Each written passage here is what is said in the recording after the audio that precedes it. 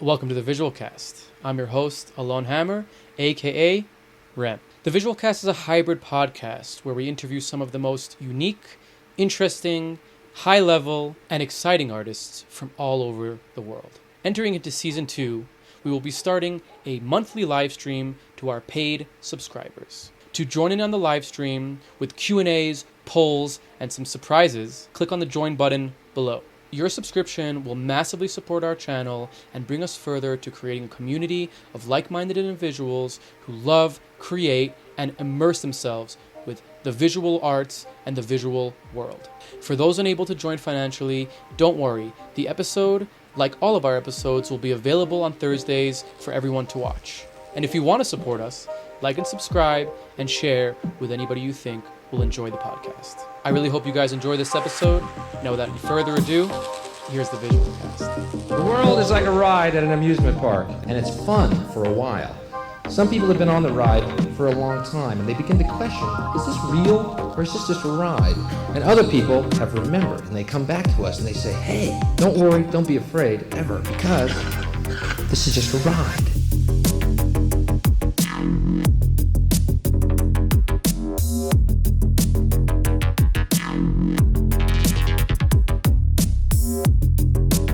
Welcome to the Visual Cast. Joined today by a very special guest. Quite an honor, actually, to have him on the podcast. Quite a special and unique figure in the world of creative coding and touch designer and node-based visual scripting and education. Quite the interesting person. And, somebody who I've always kind of like been fascinated by and interested in, and have kind of gravitated towards the philosophy and ideas of the Node Institute, which is kind of the institute that our guest runs. And I guess I kind of gave it away, so I'll just introduce him now. Stefan Kraus, welcome to the podcast. Hey, Alon. Thanks for having me. How's it going, sir? Happy we can do this. Good, yeah, I'm looking forward to our conversation. For sure. We'll jump right into it. I you have such a vast and deep history in the visual world, in the interaction world, in the immersive world, and now, I guess, more recently, or maybe, for a while now, I guess, the education world. So it's a little bit of a challenge for me to kind of focus, but I would love to kind of start on your project, the MXZEHN. Am I pronouncing MXZEHN project? Am I pronouncing that correctly? Yeah, I think you can say what you want, but it's originally MXZEHN, whereas "zehn" is the German word for 10. So Okay, in the logo, MXZEHN. it's MX10. Fair enough. Which is your origin project, and I just kind of wanted to look a little bit along the lines of going back into your history of projects that you did, and kind of have you kind of chat a little bit about what interactive design is to you and kind of the power of immersive media. That's nice. Yeah, well, I mean, if we start from the beginning, I don't know, I was always interested in doing visuals, but I was kind of a bit far from where I came from when I finished with school. And I started studying architecture, and I think the first key moment was then in 1996 when I had my first computer, because this whole architecture study at that time, they still wanted you to draw everything by hand. Really? Wow. Felt a bit dull, and then having the computer open up, like things like having Premiere at 240 by 180 pixels, and kind of slowly dragged me into this world of 3D design and video. And then in 1999 was a main key moment when there was at the university when I was studying was like an experimental television project called World House TV. And that was part of a bigger art situation. And it was like 99 days of non-stop TV in a temporary TV studio. Oh It wow. was run by a bunch of students or groups of students, and it 99 kind of days like 24/7? 24/7. Yeah, and the interesting Wow. part was you couldn't lock the building. So basically, somebody always had to be there and Always always is had to there. make TV. And was it And like aired on public television? well, yeah, it was kind of on some obscure cable channels and Gotcha. Europe-wide on some even more obscure channels, and it Wow. was actually streamed back then That's cool. in again like 240 by something over Right. some A server. little And it's like small window in a website somewhere. tiny, but it was very exciting at the time. That's so cool. Basically, that was Oh, possible, and this is that kind of beautiful. introduced me and a group of friends to video mixers and camera. Mm, You know, there were a bunch of two MX50s. You had like different surveillance cameras. You could switch with the metrics, and we so were cool. more into rendering 3D loops. But then this whole studio kind of, you had to do these improvised shows because they were running out of content after 2 weeks. So we did these Right. like 6-hour shows where we're just talking stuff and experimenting and playing with the studio and VJing and really So got into cool. that live manipulation of media. And Hmm. following up to that, we started buying lots of vintage video mixers, among them the Panasonic WMX10, Mm, hence the name. And that gotcha. group Oh, I didn't was make that connection. I love it. called that group was called Generic Preset, with 3 people, like Georg Dümlein and Bahadi Hamdemir and myself. And then we Mm, started VJing at every event that we could get to. mm. And this is That's how in I the came into the visual early. world. This is like in the 2010s, like the early thousands, The or early pre 2000s. or before. Okay, No, wow, but wow, wow. kind of in 2000, we kind of started to have our own gear and started to perform. Right. Yeah, I mean, it's such a crazy thing that, like, we're looking at your website from, a project from 2023, 2022, and obviously, you're showing Touch Designer, and it's like digital, but like, most of us don't really know that VJing was started on VHS, or I mean, you could probably even go pre VHS, but I would say like Mm. modern VJing, like video mixing, is all like from like the late 90s early thousands, and it's crazy how it's just crazy how it's progressed to such a massive industry, and like it's like synonymous now with concert visuals and events. Nobody's going to an event without expecting to see something on the screen or see some projection mapped stage, um, Mm. and I think even in like, yeah, even in, you could obviously go back even further to like liquid light stuff, and the 70s and 60s had a lot of projections and things like that, but I feel like when it comes to what we are doing nowadays, I feel like it, and please correct me if I'm wrong, but I feel like it started in in the late 90s early thousands, when you had these hardware pieces that you could access, like an MX10, where you could just mix video in a pretty Mm. simple affordable way. um, and that was kind of like a little bit of a renaissance in that sense, right? Because you didn't need high end overhead projectors, or you didn't need like, obscure equipment that was kind of hard to get by and come by. You kind of were starting to get into like a prosumer kind of like almost like consumer area. Yeah, I think for us, I mean, the one thing is of course the projectors. Huh? Right. When the projectors were available and made it possible, and the other part for us was very obvious because at that time, 1999 was also when DV video hit, so the first Uh-huh. digital video, SD still, Uh, but digital like tapes, and a mini DV or before mini yeah, yeah, DV? and mini DV, yeah, Yeah. and kind of unseen quality, but it also Right. now if you look at it today, it's like complete trash. But back in the day, it was like, oh my god, digital crisp quality.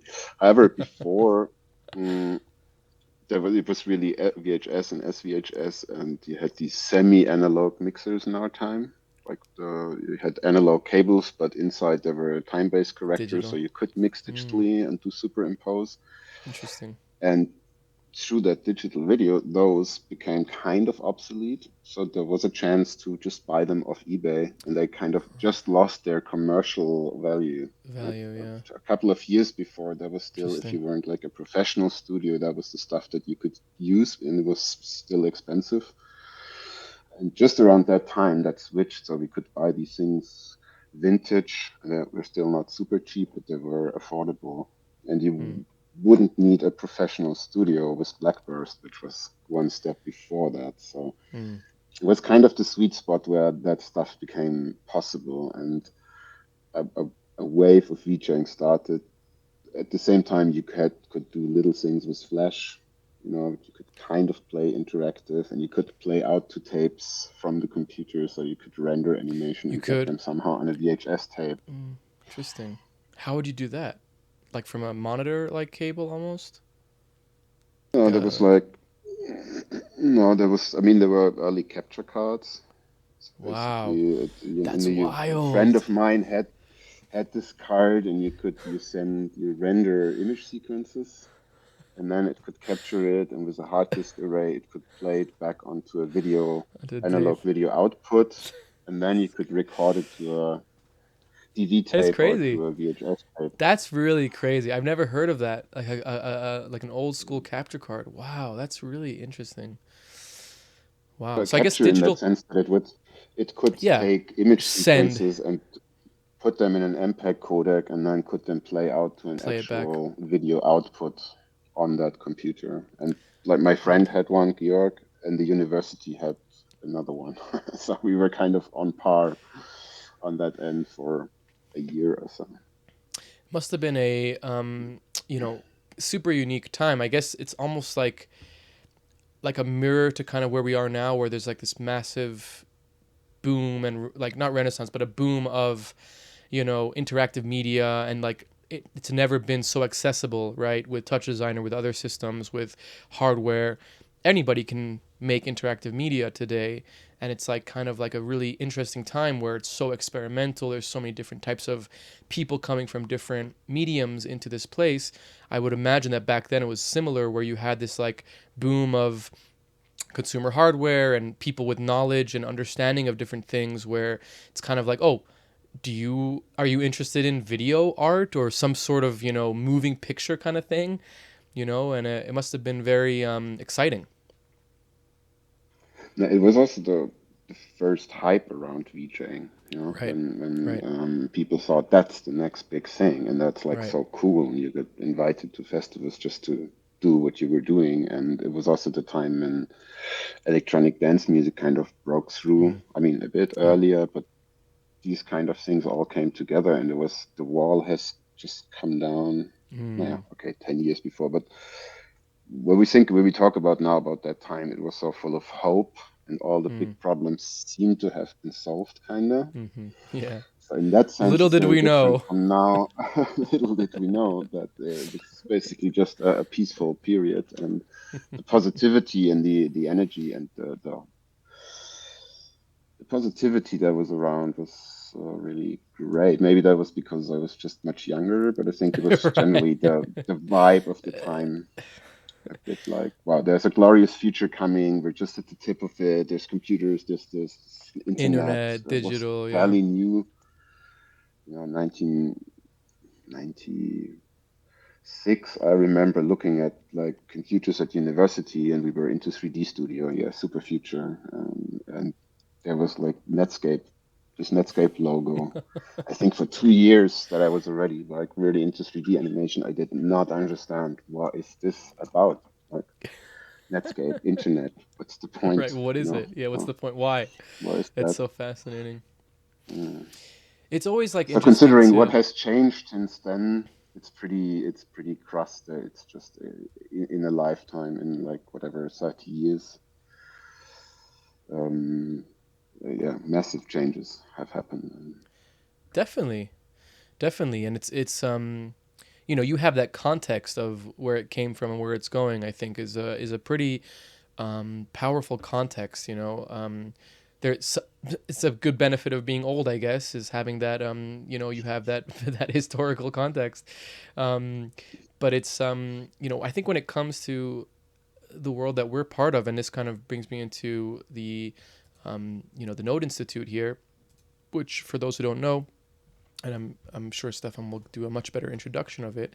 It's a amazing educational platform for creative coding and digital design or visual arts, I would say. But having that context and being able to apply it to education through knowing the trends, knowing where things are going, knowing how people are going to gravitate towards different types of information, I think is very valuable. And probably why the Node Institute is so successful, because of that context, or at least in part of because of that context. Yeah, I mean, just give us a quick rundown. We're definitely going to jump deeper into the Node Institute, but just give us a little bit of to you, the art of education and passing information on to the next generation. Give us a little bit about that while we look through this. Yeah, well, for me, basically after finishing architecture, I immediately got hired to teach interaction design at the product design department of the school I was. And before I was already teaching 3D Studio as a tutor. So it's been kind of natural for me to teach all kind of things to people. And one of my first jobs was to set up the software education for the product designers, because like that all students should learn software was also a new thing. And yeah, that's kind of in my history, and also this whole VJing. And in 2018, I met David Brill through friends, and he has had this history of being in Frankfurt with Meso, the birthplace of VVV. They started in 2008 this festival called Node Forum, which for years was like the central place for the V4 community to, get out of the forum and actually meet in a place and have workshops and exhibitions and get to know each other. And so he already had this history of setting up user meetings, and then we kind of joined forces. So he brought the whole V4 world and the context to the developers. And I had through Marcus, always a good connection to Touch Designer. And then it was kind of, okay, let's get a studio space together. Let's start doing meetups. Let's do workshops. And then we did these workshops. And like when we did the first Touch Designer workshop in Berlin, 2018, people flew in from France, from the Netherlands. Wow. And so they were like, what are you doing? What's going on here? And because it was just so rare that people would do something around Touch Designer, that they would really, travel that far to find out, well, who is doing that? This is now obviously a complete different thing. People are very well connected, but it was kind of a novelty. And then the pandemic hit. We were all working in the events business, and nothing went, and we were a bit like panicking. Okay, what can we still do? Yeah, we can still teach. So we kind of Frankenstein this page out overnight, the Node Institute, and started to host online courses, like many people. I mean, there has this whole explosion in tutorials and stuff. Totally. And so that is the one end, how we got into this online courses. And the other thing is that while it was possible, we ran these user meetups for V4 and for Touch Designer.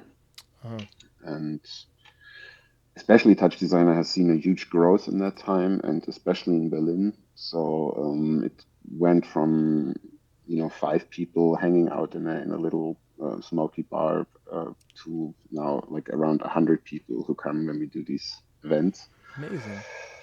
And that was a really nice development, because, I mean, not saying that we're super important in that sense, but we just always gave people an opportunity to come and meet, and then, people get to know each other, and stuff starts from there. Community.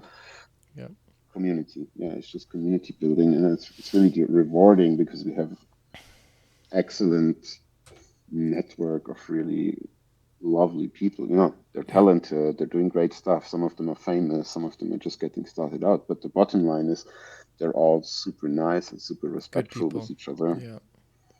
We kind of managed to create an atmosphere where you, as a complete shy beginner, would still feel like, oh, I can talk to this person. And the interesting thing is then you realize when you're a bit older, hey, there's now, let's say, these kids, they're getting started out, and to them, someone like Matthew Reagan or that is already like a legend. This is when you're a young guitarist and Jimi Hendrix comes around. This kind of, oh wow, and I'm standing next to him, and this kind of stuff. Um, and that's really lovely to see how it worked to get new people in and see how they flourish, how they find their position, how collaborations start, how companies get started Yeah. because people met on these meetups. And then, of course, that's again people that now are teaching with us, and just an ongoing process that's in a way keeps getting better and better in terms Amazing. of human relations that grow around it. It's awesome. Yeah, I was just like kind of browsing through your courses, and it's so funny. Like so many of the lecturers or teachers have been on the podcast, and it makes it's just like you said, like they're such good people. It's like yeah, they're talented, they're famous, they're amazing. They're doing amazing things, but really, when it comes down to it, they're actually like just beautiful people that have like a really strong, I don't know, need or urge or want to pass on information, right? It's not just about like holding it for yourself and benefiting yourself. It's like, I think most people, definitely the people that I recognize here that I've spoken to, realize the power of sharing information and how that benefits you in the long run, in the short run. And like you said, like it's what builds community. It's what creates opportunity for young people. It's what makes you into a legend, right? Like Matthew Reagan is a legend because all of us learned touch designer through him. He's not a legend, he's a legend on his own right, of course, but that's like what brings the legendary status is like that relationship, right? It's not just like I saw, it's not just that he's a very successful business person and, all his companies were very successful. It's also like I have that relationship with him because he ushered in this idea for me. You know what I mean? Like Yeah. he enabled this kind of thing for me. And for most of us, I would say. So it's like there's something so powerful about education and the for the educator and the educated, there's like this really a beautiful synergy of exchange where you're getting something out of teaching and the people that are learning are getting something out of you teaching, which in a way, to kind of like bring it together, is like kind of what performance art or just art in general is, right? Like you're expressing yourself and creating something for your expression, for yourself, but when people experience it, when people interact with it, when people have some sort of relationship with the thing that you created, there's this like crazy reciprocal kind of like energy exchange that maybe inspires them, maybe brings them into another state, maybe helps them, heals them, who knows what, but there's something that's being exchanged there. So it's kind of like I love that aspect of education, and whenever I have the opportunity to do it, it reminds me or kind of feels so powerful in that sense of this exchange. Definitely. I mean, it does something to yourself if you have to reconsider why am I actually doing things so I can explain it to someone else so you get better in your own understanding yourself. And I think the other point that is more just than just useful is that you also show people possibilities, right, that exist in the world that not necessarily are handed out to you in school or depends on which school you come from. No? I'm German gymnasium, so basically there's a couple of things that they think that you feel like that's jobs that exist, and then there's this whole other world that if you don't know it through your parents, you might never hear about it, and it's cool. And when you teach at university, of course, there's this year older, they're younger, so there's this kind of teacher relationship. But then also over time, you realize, oh, actually, we're also just people and we like each other. So this, in the best case, that relationship can turn into friendships, and this whole Totally. hierarchy of I'm the teacher, you're the student, that just doesn't last very Fades. long, you know, Yeah. because people learn quickly, they grow, they have their own, and that's also what partly happens with our courses, which of course an online course is not that personal, but through the event, through actually bringing the people together. And what we see now a lot is that people that have done a course also travel to Berlin, and then there's meetups, and then they come there, and then it's like, oh my God, the last time I saw you on screen, and you were in South Africa, and now you're suddenly here, and Yeah. It's awesome. things are cool. So And when the hierarchy gets destroyed over time, and this trust, and it really turns into an equal network. Right? And I've been into that idea of teaching always, that it's not about the hierarchy. It's about, even in your student body, to identify who are the people who are really engaged and who would like to mm, share, and then empower them to do that. mm, And then they grow, beautiful. and then they can empower new people. So it's basically always about creating this momentum or machinery Mm, where mm-hmm, new people mm-hmm. come, they pick up things, they teach new people. That's where the power is, I think, because if you're doing it all, you're at some point like the old guy who has some wisdom but who doesn't know shit about what's actually going on. So you kind of need to create this generation after generation of people who Totally. Have take that that are role. aligned, right? That have this kind of idea. The that idea of a machine is so good. Like the inspiration machine, the Node Institute, an inspiration machine. You know, like could be a great one. Okay, so let's go back a little bit into little Stefan. You know, you grew up in Germany. I'd love to hear a little bit about your upbringing, and you know, obviously, you have a pretty interesting historical context growing up in Germany. You know, pre Berlin Wall, and I also would love to hear, in that sense, like how you were pushed into the direction, or maybe wanted to go into the direction of architecture, like as a creative child or somebody as a young person. You know, where did that come from? Yeah, but please share with us kind of your original origin. Yeah, I mean, I come from like a very middle class family, I would say. My dad was an engineer. My mom was like a veterinary, but she didn't work as a veterinary. She was actually doing full-time momming on me. And I was always quite creative, but there was never a feeling that that is a career or a job in my family. And so the only artistic person that we knew was a friend of my father who was an architect. And so that was then kind of the thing that I thought, well, it's a bit technology, it's a bit art. I'll go that way. I wouldn't have had anything like a portfolio or something, you know, except little graffiti scribbles that wouldn't really fly with art school.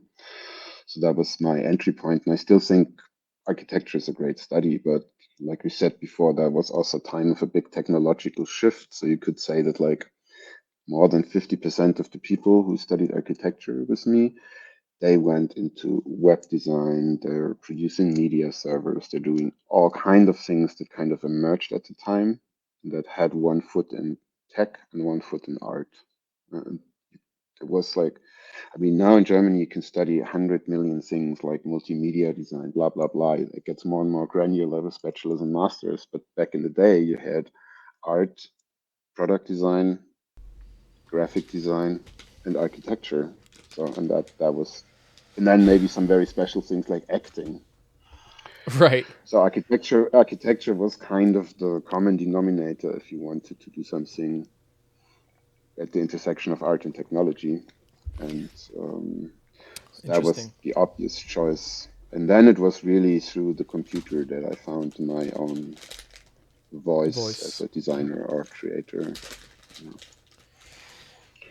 very much through Interest. improvisation and through play, playing with the tech and trying to understand it by playing with it, not not through concept first, but really, you know, plugging it together and playing, like being super overwhelmed by finding out about glitch. You know, wow, this Mm, is so beautiful, and this is just a distortion, and that was something that we did for at least 10 years, then playing with these distortions, not with like a huge intellectual background on it, Mm-hmm. but kind of feeling that there is something. I mean, now you Right. can probably find five PhDs about glitch and stuff, but Right. Right. that's like 20 years later. Um, so it was always about playing and finding out, and there was a big liberty. There was also when I started studying, the aim was not, oh, you have to go through this as fast as possible, and then you need to get a job. But we were growing up kind of in this, oh yeah, there's going to be enough jobs. Just relax, study Mm. as long as you can. I mean, our Interesting. feelings, maybe not our parents, but like no rush. It was free. It was free. So Uh-huh. um, kind of spent lots of time at university, and university gave these possibilities of where can we get a projector? Yeah, we just get it from the university, and we take it to the parties, and we tell them it's like for some kind of important film project, and but it was to do visuals. And so it was like Hacking the university was really system. like Love it. a great playground, and like you said, now this turned into an industry, but Mm. back in the 2000s you were really exotic in doing what you did as doing Mm. visuals, and most people really didn't understand what you were doing. They were thinking, well, Mm. they're standing around and they're playing back a recorded video because that's the frame of reference people had, Right. and if nobody understood that you could manipulate this live. Right. Right. Right. Not nobody, but pretty much nobody. Was very exotic. Yeah. And that was kind of a side stream, and but I through my professor who was pretty open, I could take some of that into the teaching, Mm-hmm. even though it didn't really belong there because we were Mm. product design, and but so I could always do like these little VJ projects occasionally, and then While you were all in the architecture exotic school? people. No, while I was teaching at product design. Okay. Okay. Okay. You shifted into that. Okay. I got you. Got you. Got you. Yeah. And Um. yeah, that was nice. I mean, this is still the university still hasn't understood that that's a big thing. Like, there's still generations of students come who want to learn that stuff, and the professor is kind of like, yeah, what is that? And slowly they're younger generations, so they kind of at least understand that something like touch designer is cool. Mhm. But yeah, it was always very exotic in those days. Interesting. So it's I, kind of fun that it's now a thing where people yeah. really can choose it as a career and learn it as a career. Totally. I love that. What you said about that architecture was kind of that intersection of technology and creativity, and that was like if you wanted to do something along those lines, that was like the place to go. Because it's so you don't think about it like that anymore. Like I don't think about it like that at all. Um, but yet I've had a bunch of people that I've spoken to, a few people that I've spoken to that also came from architecture, where they that was kind of their direction. They went to school for architecture, and then somewhere in their studies they got fascinated by 3D or fascinated by the beauty of space or something, and it was like outside of the whole Mhm. technical aspect of engineering or designing a building. It was more of like, okay, there's something else here, and then they found creative coding or art and something like that. So I think it is kind of funny how that is somewhat a really good a gateway into this kind of field.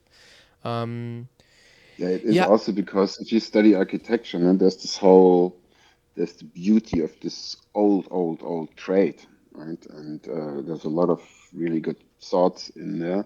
But then there's the reality. And the reality is there's a few very talented people who get to do really cool stuff, but the Right. majority ends up doing really annoying, boring Right. industrial shit that Right. is City not fun planning or at whatever. all. Yeah. So if you're not super talented, yeah, city planning is interesting, but doing this always the same houses, always the Mm, same buildings, and only constrained by budget and da, da, da, da, da. mm, So it can also be very frustrating. So people have this full load of good thoughts and potential, and this kind of meager out view mm, on what it actually is going to be if they stay Interesting. architects. I think that's why. But it opens you for all kind of ideas in space and Totally. imagery, and yeah, I Totally. think it's still a excellent education to stray away from. It's a really good one to start and then go somewhere else. So you did go to university in the Bauhaus University of Weimar, and I know that you have a really strong connection with this region in Germany. Before we kind of like shift into like more current kind of like more where we are now, I'd love to talk a little bit about that. Kind of give me a little bit of your relationship with the place, and what it means to you, and kind of like what it's meaning to you now as well. Well, when I had to choose where I study architecture, there's a system where you get distributed. If your grades are not good enough, then you had to wait because lots of people wanted to study architecture. And I had the choice to go to Chemnitz or to Weimar. So I did a little research and found Weimar is Bauhaus. I knew the band, so I thought this is great. I'm gonna go there. Then, of course, turned out the band just called themselves after the design school. So Weimar has this. It's a fairly small town. It's like 65,000 people, but it has this kind of special role in Germany culturally because I think it mainly started with Goethe, who's like the famous poet, the German Mm. Shakespeare, and he lived there. And that already in early times led to people from all over Europe going there as cultural tourists to meet him because he was an influential figure. That kind of kept up in the city. So other famous artists went there, like Liszt, the composer, and Nietzsche was around, I think. And Oh you have wow. all these famous names hanging out in the small town. So it's kind of culturally loaded. Mm-hmm. Um, which was also a part why then also later, I mean, there's a famous theater, then it became again quite important when the First German Republic was founded after the end of World War One. It's now called the Weimar Republic, and the reason was that the parliament was meeting in Weimar because Berlin was kind of in a civil war state. It was too dangerous, too much shooting. So this first pretty cool German Republic was happening there. But then it was also the first county around Weimar that was the Nazis were voted in, so the Bauhaus Mm-hmm. had to leave. Mm. The Bauhaus was founded in 1920 and was this what you would say maybe visionary school Mm-hmm. where Gropius, who was already a famous artist, got this wild card of inviting the people that he thought would be most interesting Hmm. to create a new kind of. I mean, the word design didn't really exist, but uh, this problem they were meant to solve was a bit that suddenly you had all these industrial means of production, but you didn't have a design education that would lead towards that or architecture Mm. education. So it Hmm. was really a very interesting place at that time, very watched from around Europe. There were also in exchange with the Distal movement in the Netherlands, Le Corbusier in France. So lots of people or little units in different countries, but the Bauhaus was kind of a crystallization point, Mm. which then got kind of really influential when the Nazis came, when they had to leave Weimar, then they went to Dessau, where they built the famous building. Then they had to leave there because the Nazis came to power there. Then they went to Berlin, and they had to leave from there because the Nazis came to power. And then because there were definitely most of them were people the Nazis wouldn't like, either because they were Jewish or they were communist or they were just Mm. creatives. Right. They left, they had to go. They had to go to the States, they went to Israel, they went to all Man, those kinds of different pesky places. Nazis, huh? And wherever they went, they started teaching and bringing these ideas, right? Right. And that's why the school from this very small place has this big influence, had Influence. this big Right. influence Interesting. internationally. And of course, the Weimar that I went to study and the university were not the same school. There were like 60 years in between. but they retook the name, and we've been in the same buildings. And of course, they Hmm. try to refer to that tradition. Hmm. On the other hand, it was a very interesting place to come there because it's been former East Germany, and in 1993, when I started studying there, it was still, everything was unrenovated. Half the houses couldn't be used because nobody knew who they would belong to. Nothing was Wow. renovated. We were heating Interesting. with coal. It was also shit Wow. cheap. The cops didn't know what weed was. It was like it was it was a bit of a Wild West situation. You had like these Hmm. abandoned industrial buildings where you could just climb in and get old stuff Wow. out, stuff that was very exotic for my group of friends because we all came from West Germany. Mm-hmm. Mm-hmm. So it's really a lot to explore, a lot of freedom, a lot of unclaimed spaces. Something that I feel is drastically missing now in comparison. That was drastically missing from our West German upbringing. Mm-hmm. And it was really kind of golden 10 years in which Mm. so many things were possible and all people were had the spirit of there's something new going on, and it Mm-hmm. felt a bit like the center of the world. It's the same feeling that people have in New York, just in like a very small town, which Right. is Right. really Right. provincial if you look at it honestly, but kind of what do you make up in your mind? Um, yeah, so it was a fairly interesting place, despite the fact that it was so tiny. Mm. It's still an interesting place, but not to the same degree because now everything is renovated. It looks a bit like Disneyland. Mm-hmm. Right. Not as wild anymore. Fascinating. Yeah, that whole period must have been infectious. I mean, like, going from this super separatist kind of ideology to like now we're all together and let's start something new, and must have been very exciting. I mean, you said exciting, is Mm. I can imagine this thing, especially like if you're coming from a very heavy West German upbringing or if you're coming from a very heavy East German upbringing, like the meeting of those two cultures and the meeting of the young people, the young generation, right? That in a way kind of made the wall come down in some way, right? Just like the way that it was brought is must have been very powerful.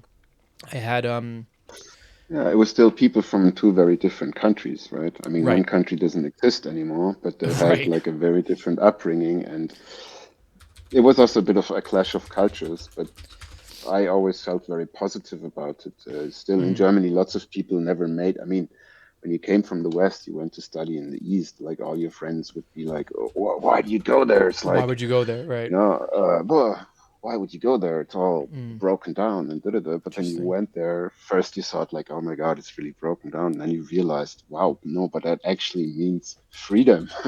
Right, That right, right. means There's no we can like a grab Wild West. stuff. We Yeah. can do stuff." Mm.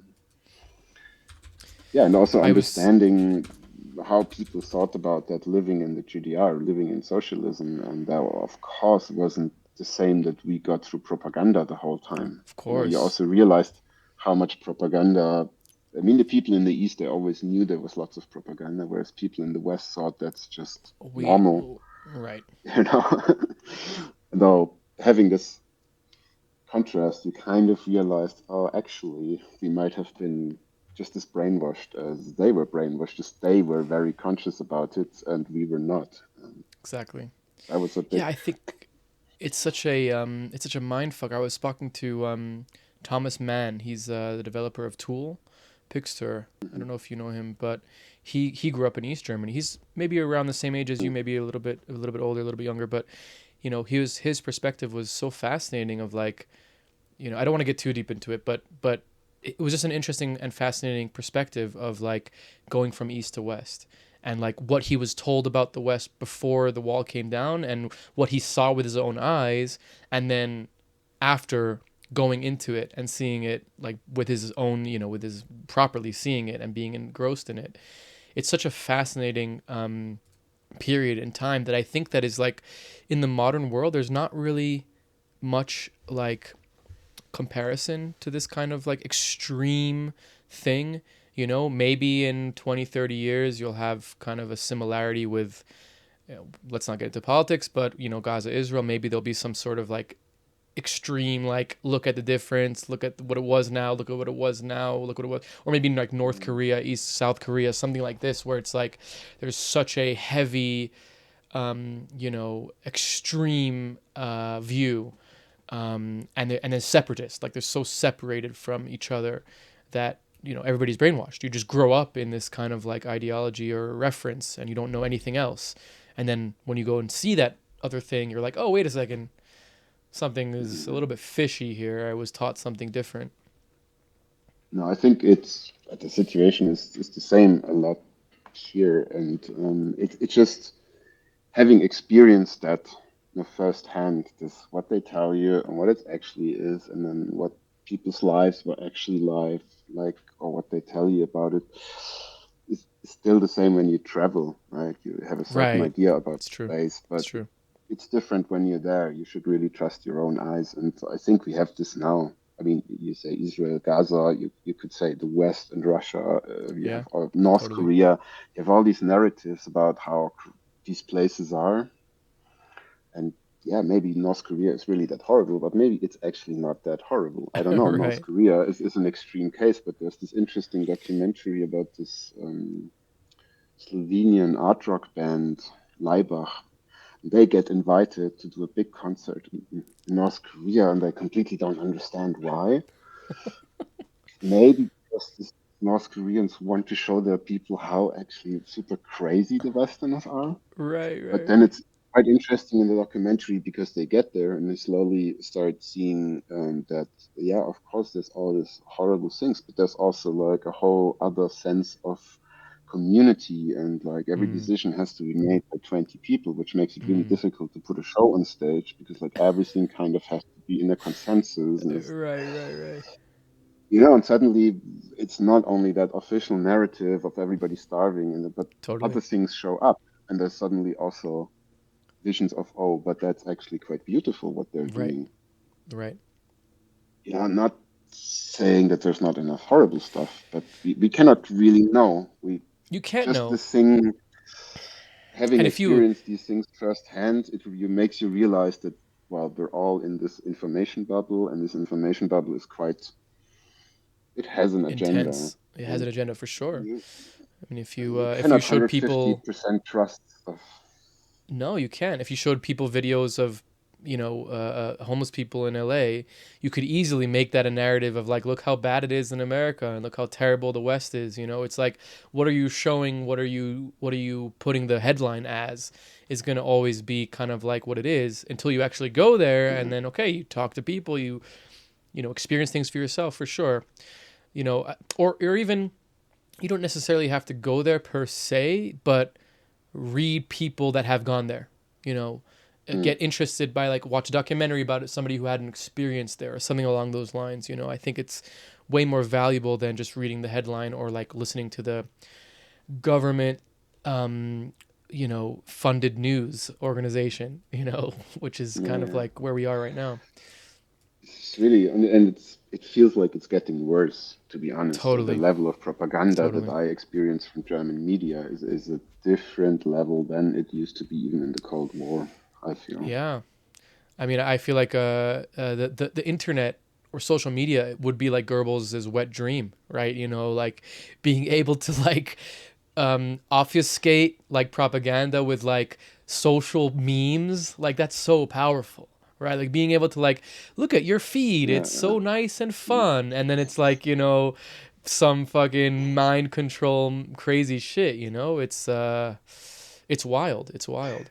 Yeah, I mean, you realize that, when Elon Musk bought Twitter, Twitter, yeah, or people said, X, oh man, whatever. he's so crazy, he's just doing this for his ego. Da, da, da. Right. 2 years later, you realize, no, he bought the fucking Volksempfänger. That's what he Yeah, did.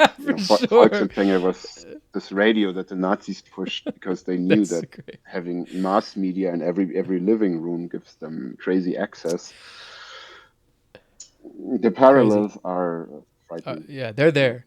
The crazy thing about the X thing is like when he bought it, I was so like I think a lot of people were like, "Oh, now we're going to finally learn about the corruption of the government and social media. And the Twitter files came out, and it's like, oh, there's mass corruption in social media, and the government is controlling narratives. And then 2 years later, it's like nothing's really changed. It's just now the narrative is controlled by other people, but it's still the same thing. And, X is like a super, um, anti-Semitic, like Nazi propaganda machine. Like, it's just crazy. And it's like, it was like, I think it was the same before. It's just now it's being maybe allowed through the eyes of like, free speech or something. But there's really, this is a very off-topic conversation, but I think it's an important one. I think the free speech thing is such a difficult thing to deal with the internet, right? Because on one hand, you want to have free speech for everybody. You don't want to censor, you don't want to control, you don't want to obfuscate. But at the same time, you have so much negative noise that it's like, where is the line of what is allowed or what is not allowed? And I think it's a really difficult one. I don't think there's really a good answer, No, I mean, it also makes me. I mean, I'm all for free speech. I think it's really dangerous to control. Even if you control the things the that you negative. don't like, Yeah, you hand out the tools for the other of side course, to do the same. And of a course. lot of what we see that the right wing is using now is, of course, things that have been handed by them A from the left hundred wing on a percent, silver plate. Like, this is how you 100%. cancel something. This is how you frame it to get the moral high High ground. ground. And Yeah, they were like, good learners. All right, take notes, let's do it. yeah.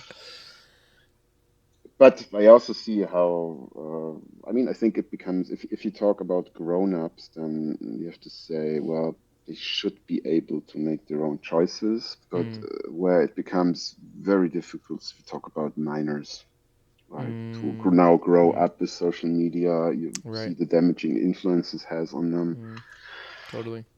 and they can't make these choices. But oh, there's like bad rabbit holes, Pff, so which many. maybe have been there in the past. When I was growing up, there was no social media, and you would like desperately look for any piece of underground information or subcultural information about bands or music, and it was Right. very hard to find. And Right. there was also all this horrible stuff, no? But there was kind of a social filter. Hmm. Maybe Or maybe I that it don't was know. so difficult to get a hold of, or that you had to actually like, the act of finding and looking for something is gonna frame the thing that you find, right? Because it's, maybe the thing that you find some band that you love, and then you go deeper in the rabbit hole, and it turns out that they have all these, like, I don't know, nationalist ideologies and all these negative, and but you worked really hard to find out about it, that when you get there, your framework is like, you have more of a way of being like, do I like this or do not like this? Is it good? Is it bad subjectively? When it's just streamed to you as information and you're just like scrolling on it, you don't really think, is it good or bad? You just think, okay, I guess this must be something that my brain is seeing now. There's no context to the information. And then when we know, from, there's no arguing that social media companies promote certain things, and their algorithms are, they have an agenda behind the algorithm, especially when it comes to children and young people. Then it's like it becomes a little bit of a totally different thing, what's wrong with my video right now? I think we're talking too Yeah, much I'm just about the saying, you're Matrix. And the Matrix is somebody's catching up switching with in. us. um Anyway, Well, let's maybe digress. to make a Oh, loop, please. make a Yes, you're loop good at back to this. what we're actually doing here. I think that's why this making tutorials, making teaching Mm, content is maybe interesting. Maybe it's not directly political, but maybe it mm, also is by mm. providing context and by providing a rabbit hole that's also deep, very deep. But that's like so good-minded in a way, you know? It's like 100%. and that's why I find really beautiful in this world of media, this all these Blender tutorials, the touch designer tutorials, all the stuff that's there that people do, they share. Now, of course, now we see it also turns a bit into an economy, and we can't complain about it. We're also doing this. It's changing it also, maybe not always for the good, some parts for the good, some parts for the bad, but there is this growing amount of media that's innocent, I would almost say, and I really like that about it, not because it's kind of evading political topics, but because it's an alternative to this divisive Totally. stuff and to all the horrible stuff, which has a place. The horrible stuff has a place as well, but I'm happy that we're on the end where we can say, well, the media that we produce is definitely not going to do any harm. Totally. Maybe Well, not definitely. you might get To a high divorced, degree. you might go down the road, you might forget about your job or something, but it's probably a good thing. Being addicted to Touch Designer or Blender is probably the better types of addictions you could have. No, it's such a good point, Stefan. Like, and I'm remembering our conversation we had a few weeks ago. Like, that you have such a beautiful way of latching on these positive outlooks onto these very big and could be negative ideas, and really like what you're saying is like flooding the media or flooding the social algorithms with things that are valuable, like art, like education, like rabbit holes, like you said, of figuring things out, is so powerful because you can see I don't know many young people, but the few that I do know that are like at the ages of like 16 to 20 that are interested in this kind of work, like in touch design or creative coding or Blender, things like that, they are so engrossed inside of this thing because they have access to being engrossed. They're all day on YouTube, but instead of all day on YouTube watching like reaction videos or some bullshit, they're watching tutorials. They're watching, different things and techniques, and they're on forums and they're getting deeper into Discord, and that's like really powerful, right? Because the information age is here. Like, there's no turning back. It's just going to get more and more. We're going to get more and more plugged in.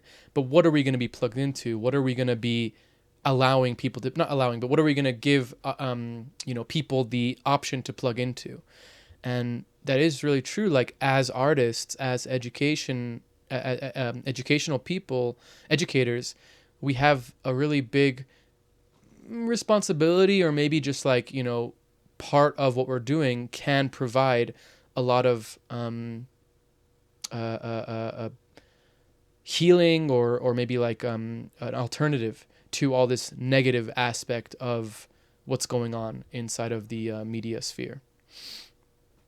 Yeah, I think one very important point is that it gives people agency, right? In a time where you feel overwhelmed by a lot of stuff. I mean, you also see it with a lot of creatives. I see it with myself. You go through Instagram, you scroll. It's really frustrating to see all the beautiful things people say. I mean, there's already, I think, a word for that kind of imposter syndrome that it Imposter puts onto syndrome. you, Yeah. and it leads you away from seeing your own power, your own agency, and that's what I like about this kind of tutorial medium. That's what I like also about facilitating these community events where people understand, oh yeah, there's this person, I see them on Instagram, I really admire what they do, but hey, actually they're just a normal person. They're not like some Superman or something. They're just a normal person. I can talk to that normal person. I can become friend with that normal person. It's not out of my world, which was something that I would have liked to understand much earlier, about my Totally. own agency, about my own right, my possibility to take my place in the world.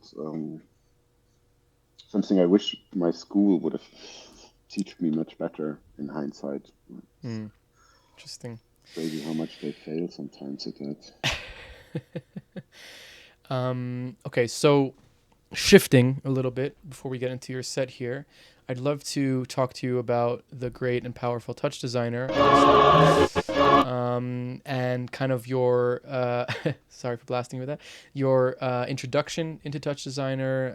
You did Malcolm. You mentioned Malcolm. I don't know your relationship Marcus. there. Marcus, sorry, not Malcolm. The two M's, the powerful M's, the M and M's, I guess you could say. Yeah, like just tell us how you were introduced to it, how you found it, your relationship with it, and could also be about creative coding as well. Just kind of like this moving past university and kind of like getting interested in analog media and all this kind of stuff. When did you get into the creative coding and finding Touch Designer, etc.? Yeah, I mean, when I did my diploma, I was kind of into Flash, Mm-hmm. but that was kind of the peak of my programming thing, and then it was more like combustion, After Effects, and so on. But we did a VJ project at university together with another faculty where a friend of mine was teaching, and he developed a media server, or back in the day, it was supposed to be a VJ software called MXZEHN, and I was like the early user, and for a long time, that was the thing I was working with. But I also knew Markus Heckmann Mm. kind of early on because we met I think, on Northwest Raves chat group Uh-huh. on the internet. Interesting. But we were both in Thuringia, and he was asking around if anybody has access to an MX50 video mixer. Mm. And I was like, yes, we've got two at the university, and this is Oh how we wow. met. He Wow. introduced me to Touch Designer way before it was, or I think it was just the time when it was going public. And so Mm-hmm. I organized workshops at the university, but I was always feeling, well, that's way over my head. That's way too much Mm. programming. I'm a designer. I can't Interesting. deal with this. Until I think 2015, when I don't know, I got really frustrated with that VJ media server software, and also the person that was writing it kind of didn't get along well anymore. And then I was like, okay, now I have to go to something else. Now I'm just going to do Touch Designer, whatever it takes. And it was a hard ride at the beginning, but I never regretted it. And now it's like Mm. my, well, very much frame of reference for Mm-hmm. everything. Um, because yeah, I could do the things that I was interested in with it. And while before, when I worked with somebody else's software, I was always like being kind of the alpha beta tester. It was like, oh, there's a Mm. problem. Can you fix it? There's a problem. Can you fix it? Maybe that's Mm-hmm. also a bit what kind of ruined our relationship. With touch design, it's a bit more like, yeah, you're the problem. You can also fix it, right? Mm. So of course, there's a couple of bugs in touch designer, but there's definitely much more mistakes that I make than that there's bugs. For sure. So again, the agency is incredible that you get with that kind of software. It's not only true for touch design. I mean, we have here in parallel this V4 world, and it's kind of like the same story. It just gives you a lot of independence and agency in compared to the big, more commercial software packages, because it's Mm-hmm. not predefined. It's not aiming at like a certain fraction of the market and just does whatever that market needs. But it's frameworks, it's toolkits. They can become everything, and they're not as Mm-hmm. difficult as writing code, which is still very intimidating for lots of people, Mm-hmm. especially for me. Um, yeah, and then basically, my way of learning touch design was, okay, now I have this project, and I could do it in 3 days with MXZEHN, but I'm going to do it with Touch Designer, and it took me like a Mm. month or something. It wasn't that complicated, but that was Right. kind of my fast track into it. Just okay, whatever. I'm just not going to use this other thing anymore. I'm just going to use Mm-hmm. this thing, and with that, I've been growing. But I also thought that when I started with Touch Designer, I did my most interesting visual work because Mm. I was naive. I was just trying to make nice visuals. Then you get into this whole idea of, oh, I want to make a better system design. And then there's this trap of building more and more systems and less content, um, which I'm trying to get free myself again from putting too much time into the system and not enough time in the content. So now I'm trying to keep it as flexible as possible, as touch designer as possible, and as little software development as possible, while still have that much software development that is kind of stable. And it's also an interesting conversation I have with Marcus occasionally, because I'm surrounded, of course, by lots of touch designer experts, and then there's the people who are super in Python and to really go deep into software development and system building. But often you feel like their systems, yes, they can do incredible things and never drop a frame, but they're also like very jail-like situations. Whereas this is kind of a citation of Marcus, who says, well, you should, if you use touch designer, try to do it everything that makes sense with Node as much as you can, because that's what you're here for. And then, of course, a little bit of Python here and there can do wonders. But I think I'd like, then you build the system, and inside the system you build a surface where people can do things. And then I've seen people who build node-based systems to do stuff inside touch. And I just think like, okay, maybe at this end you just leave a hole in your polished software surface where you can still go to the original touch designer, because there you can just wire these things up very easily and you don't need to build a whole layer over it. So I find that an interesting conflict that the software brings with it. It's dragging you into this engineering direction. Yeah. And also this effect of it's very hard to bring things to an end because everything's always running. You can always change it. It's true. Nightmare, right? To get something to a finish line without a deadline is almost impossible, I find, with Touch Designer or these kind of softwares. Well, I mean, it's not necessarily like, it's not necessarily that, so many smart things you just said right now. And first of all, I really appreciate the, showing the quote unquote negative aspects of Touch Designer, because I would never dare to say anything negative about Touch Designer. So I appreciate that you are taking it there. I'm joking. Negative, it's just challenging. Challenging. Totally. I'm joking. It's so interesting. Like, I kind of gravitate towards that aspect of it, that nothing's ever finished. It's like, I have my rig and I have a show. I do my show. My rig's working great. During the show, I'm maybe making like 5 or 6 changes to the rig, updating it, coming up with an idea. And then after the show, I have time to reflect on what I want to change or what I want to add. And yeah, it's like never finished, but it's kind of beautiful in that sense that I can always iterate and work, continue and update. It's like there's a type of, I don't know what the word would be for it, but there's like something about that I really gravitate towards. And like when I think about a render, which is like, kind of like the opposite of it, or like maybe like an exe or like a program, I feel very like uncomfortable, like I'm stuck. Like, okay, yeah, I can manipulate it. I can add some effects to it. I can, play with it. Or if it's an exe, maybe I exposed all the parameters that are meaningful to me or something like that. But I kind of love not being finished with something and always having access to that. It's like almost like a stream of consciousness, right? Instead of me writing down a book and now that book is like my expression or like my opinion, I can just talk forever and go in a conversation and change my opinion. And there's like something about that I feel like for me personally I kind of like, but on the flip side of that, you're right, nothing's ever finished, and that's something that you kind of have to be okay with or be aware of, unless, like you said, you have a deadline or somebody's paying you for something and you have to kind of like deliver.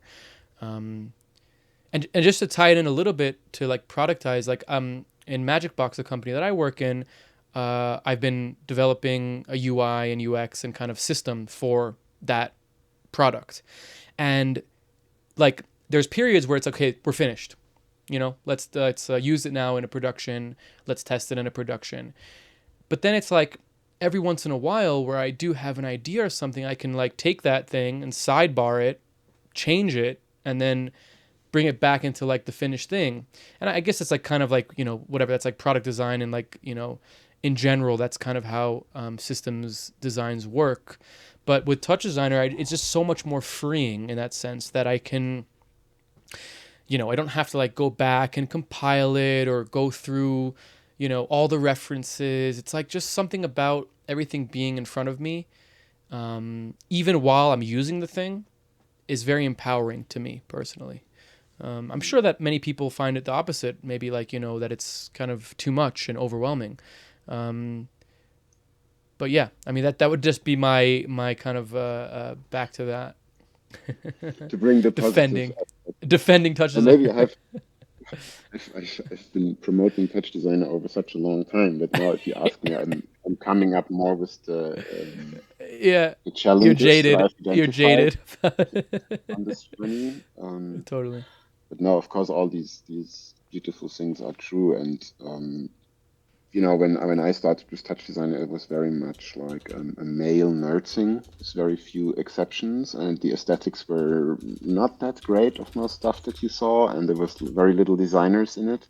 And now you have all these, forgive me when I call them kids, but the young people who start now, and there's at least half of them are female or not male identifying, and they're coming in with New ideas. strong narrative ideas, yeah, and the thing still welcomes them. It still gives them the possibility to do that, and that really shows the power, I think, of something like that. And now there will be this very interesting question how it deals with the whole AI stuff that's coming. It's true. Will it be a good interface to that to still give people agency again, or will it be obsolete to that? And I feel like it has a good chance to become, again, a thing that integrates these possibilities, but not in like a polished mid-journey way, but in you can bend it to your will, and you still have to understand things, and it's not Totally. just giving you glossy outputs which Right. look like any other glossy output, but pushing the boundary, because as soon as this AI stuff is everywhere, we're going to be desperately looking for stuff that's different. And there's a good chance the touch designer is still very relevant in. Did you see there was a MCP server integration into Touch Designer, so you can like prompt, basically, you can prompt in Touch Designer. You can still you could always prompt in Touch Designer, but the MCP server allows you to kind of like write to the file in a pretty powerful way. So you can like basically generate nodes and remove nodes just through prompting, which was something that Lyle was working on at some point. But it was indirect, and this is much more direct, where like the MCP server has direct access to the file itself. It's cool. I'll send you a link. I saw somebody posting about it. But I think it's still. I've heard the MPP, but I haven't looked into it yet. It's still. I I'm think you're always a right. bit slow with adopting the new things. For sure. There's so many new things all the time. But I think you're right. I think that even if you had a prompt generate for you a network, you still see the network. You still see this is connecting into this. This is doing something here, and there's like still a stream of consciousness where it's like, if you just generate an image, you have no idea, where's the vantage point? What is the coloring aspect? Like, yeah, you can maybe study the image, but you don't see the connection between everything. And I think even if Touch Designer becomes like some sort of, or not Touch Designer, but in general, AI takes over our workflows of creating things, I hope that the node-based systems will still allow you to have that kind of understanding of what's going on versus like, something that's a very like final output. It's like, people that use Comfy UI, you see the output difference between somebody that uses Comfy UI versus somebody that uses like, I don't know, some runway or something like that. Like the Comfy UI outputs, maybe they're similar, but there's something about people like the agency, like you're talking about, that where you can really infuse your own ideas, your own creativity. So I think there's a huge benefit to that. I just discussed it with someone today that occurred to me that we're really moving towards an age where everything is like a black box. We can create amazing things, but we don't understand Don't know what it is. how they come Yeah. about. Like you you don't understand what's going on in this thing, right? It can do wonderful things, but no idea. Like a car, you could still understand. This you cannot understand. It's true. This AI, it's the same. And then what we now see is this kind of vibe coding with Touch Designer. Where and lots of people who teach tell me they come to the students' presentation and see all kinds of Touch Designer patches, and they look really weird because they're not patched by a human, but they're ChatGPT. So basically, there's all these Python scripts who do all kind of Generating stuff. Like stuff. with every node, there's a Python script because it comes from kind of a programming background. It works somehow, but the people have no idea what they did. Yeah. And I think that's kind of dangerous, a dangerous path. All this power, but you have no idea how it does. You cannot manipulate it because you haven't understood. It's a bit like the tutorial problem that you also see in teaching. Right. Now, if you teach at university, you give an assignment, and then half of them come back, or at least the last time I did was they did the electronaut tutorial in all kinds of variations, but most of them didn't understand what they were doing, so it was not really helping them, right? Because you can achieve that result, yeah, great, you copied a recipe, and this vibe coding kind of like seems the same. Then suddenly you have these really strange networks, and it's like, does it work? Does it not work? What is it doing? I don't know. It's just the AI told me to do it. It's a strange thing. I think it needs people who learn the stuff now really need to navigate this the sheer power that you can have without understanding anything. But then it's not real power. It's more like, I don't know, black magic, bad magic. It's well, there's definitely some sort of quote, about power without knowledge. Like, what is it, right? I use AI all the time for generating scripts and stuff like that. But what I do make a really big point of to do when I'm generating the script is that I understand what is being generated, whether that's with comments in the script itself or whether I have a very long abstract conversation with the AI first to understand what it's going to do and the functions it's going to write. But yeah, I mean, it's such a double-edged sword because I would never have been able to reach the level of I don't know, like, and not engineering, but like design systems engineering that I have now without AI. Would it just like the amount of knowledge that I managed to learn over the course of a short amount of time just by being able to get output and then look at the output and then go through the output and understand and make those connections. I don't think I would have ever been able to do it. Maybe if I would have went to study in school when I was, younger, but the double-edged sword there is, it's for sure a double-edged sword because I still, even after a few years of doing this, I still can't, like, I can look at a piece of code and understand it abstractly. And maybe if it's like a more simple one or if it's in Touch Designer with Python, then I understand like the references and everything. But if you gave me like some sort of random program that I didn't understand the references or the functions or anything, I would be very lost. Which I don't know if that's a negative thing necessarily, but it doesn't. I'm not a programmer, right? I'm not a programmer. I wouldn't consider myself one. But yeah, I don't know. Yeah, it's a bit of a philosophical question. Huh? I was thinking that in the beginning, Touch Designer was also marketing itself as the free thinking environment. Right. And like what I tell everybody is when they ask, "Oh, how long will it take until I know Touch Designer?" Well, yeah, well, it will never end because you learn a way of thinking, and with experience, you get better at it. You get more powerful. But it's not ending. You couldn't. I don't think there's anybody in this world who can say that he completely understands Touch Designer because no, I think Greg would even admit that it's always new things that it's. Greg would be the first person, I think, who Definitely really sees that, no? Because he's at the source, but he sees the stuff people do, and he's like, never what? How? anticipating that. Yeah. And I think that can only happen if you understand it. That's the dangerous thing about this, just throwing out.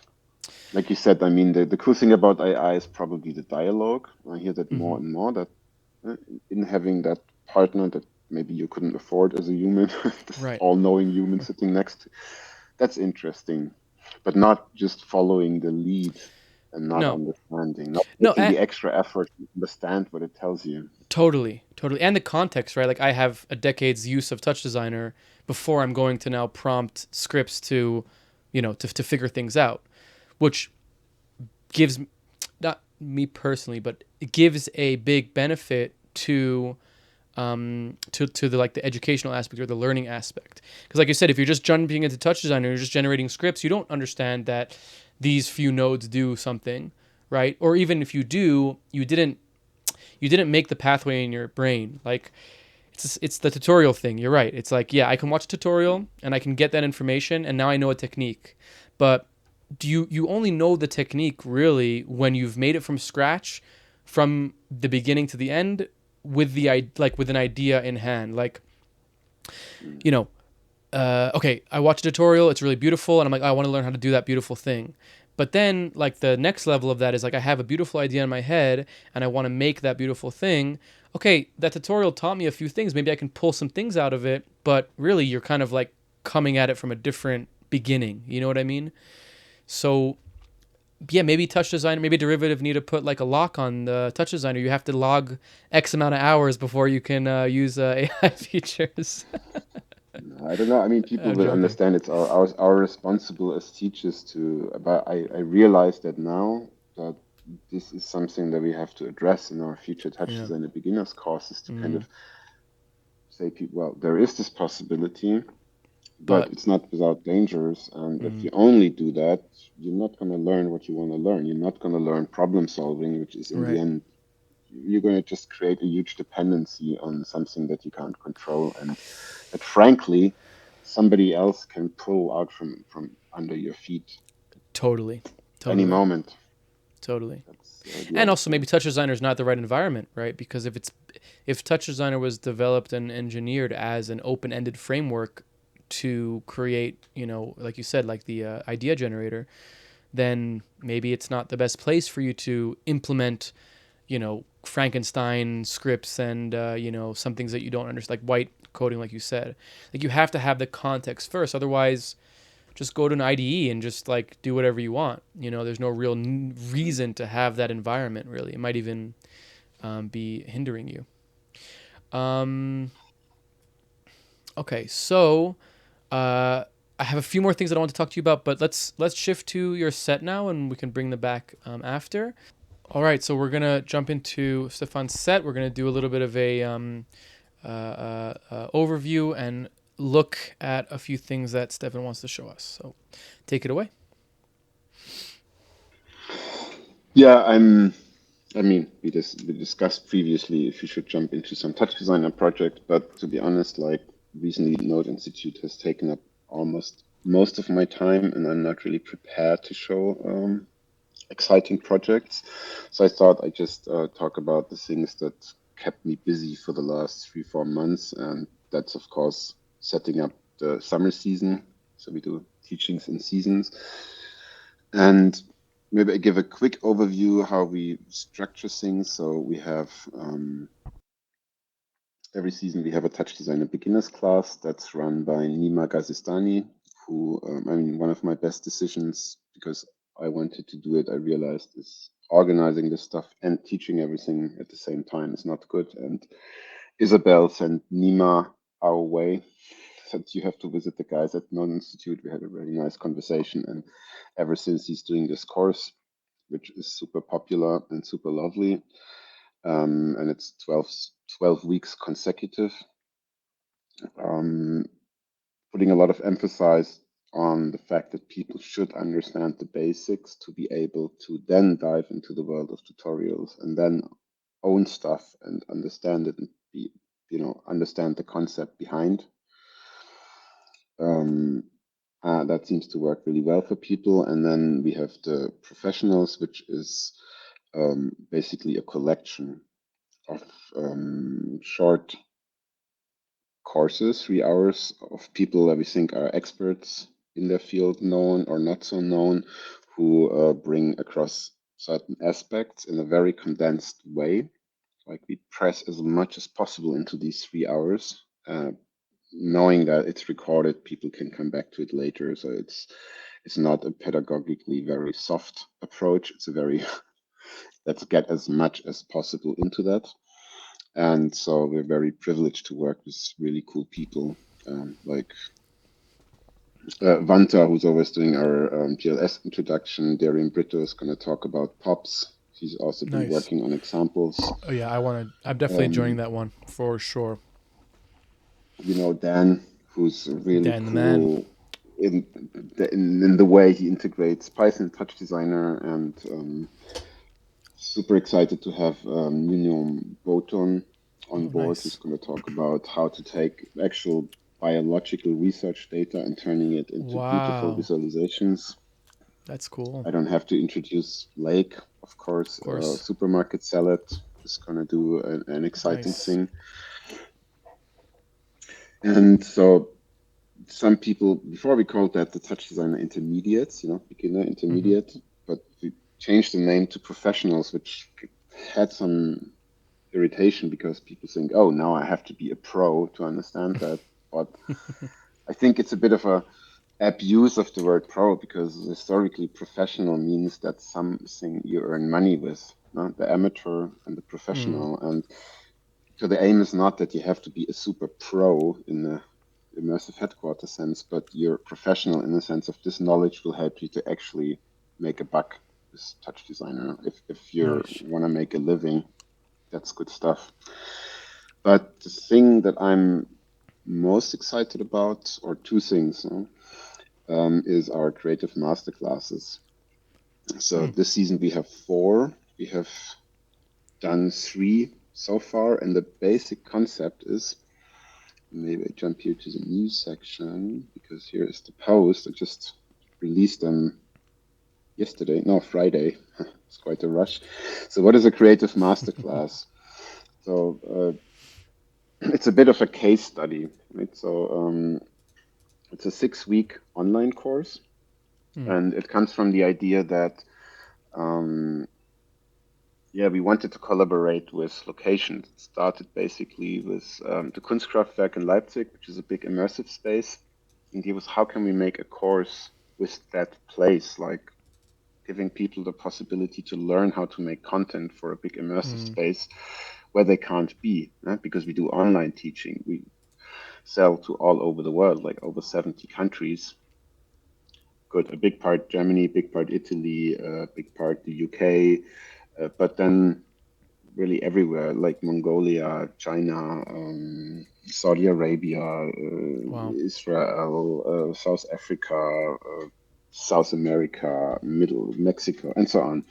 So how can we make that happen? And the idea is basically that we create a simulation of the space. And I mean, you know that from production, it's a Mm-hmm. tendency anyway these days that you Mm-hmm. try to do as much as possible in the simulation, and Mm-hmm. then ideally your software just has to be adapted to the real outputs and to the real Mm-hmm. inputs, but the thing itself can already be configured. So the creative masterclass is basically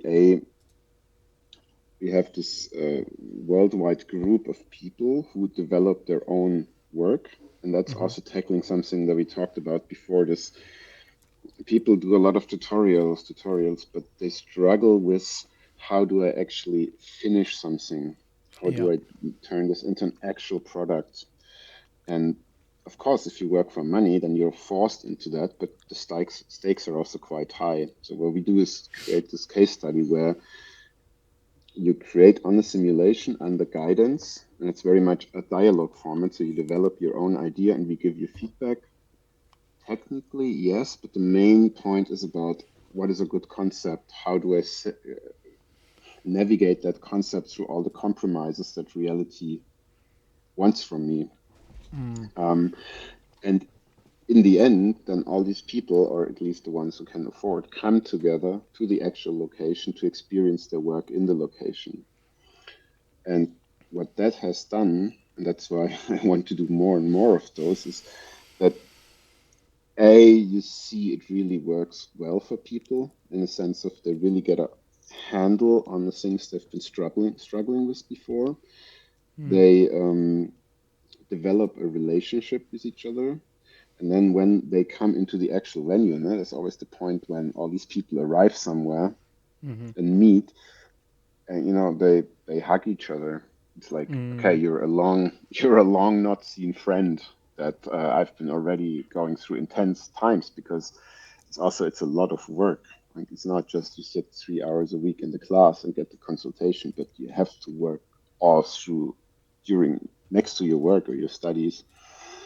So it's really intense. But the moment when they meet each other and then experience the work is so beautiful and socially so cool. And like, out of each iterations of these master classes, relationships that last have come. The people come back to visit us, to come to meetups. It's awesome. It really works well, and it also tackles a bit, because before we thought, well, yeah, if you do touch designer class, you have to talk about technical stuff. That's what people want. That's what they're willing to pay money for. But then you realize, well, there's so many people who have a technical background, but they've never went to art school. They never learned how to take an abstract idea, take it into a Mm-hmm. concept, and to handle all those challenges. Mm-hmm. And that is what happens there. And we have one location we work with, the Studio 1111 in Berlin, who has 270-degree projection, where we see here the simulator. Mm-hmm. Another is the Kunstkraftwerk, and here you see the participants from the well, I have this course, how do you VJ for a resolution like that? That's like 16,000 by 1,200 pixels. It's not so easy to keep fluid and be able to play it.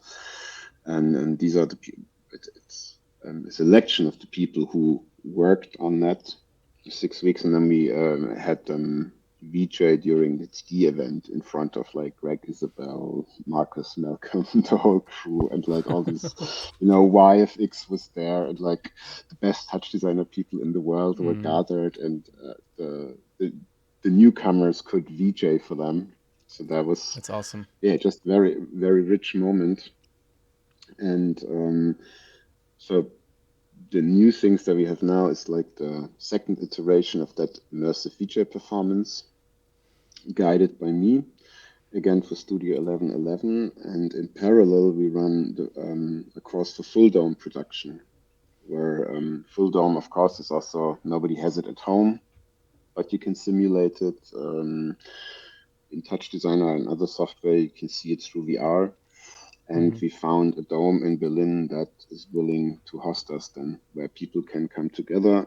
And here it's also going to be that both presentations are happening on the same day, so that people from this course and the people from this course, they all come together. They first see the presentation of the dome works, and the dome course is run by Supermarket Salad, aka Simon Ryden. Mm-hmm. And the people, then we all going to go to Studio 11, have dinner together, and then see the presentations and the show of the VJ class.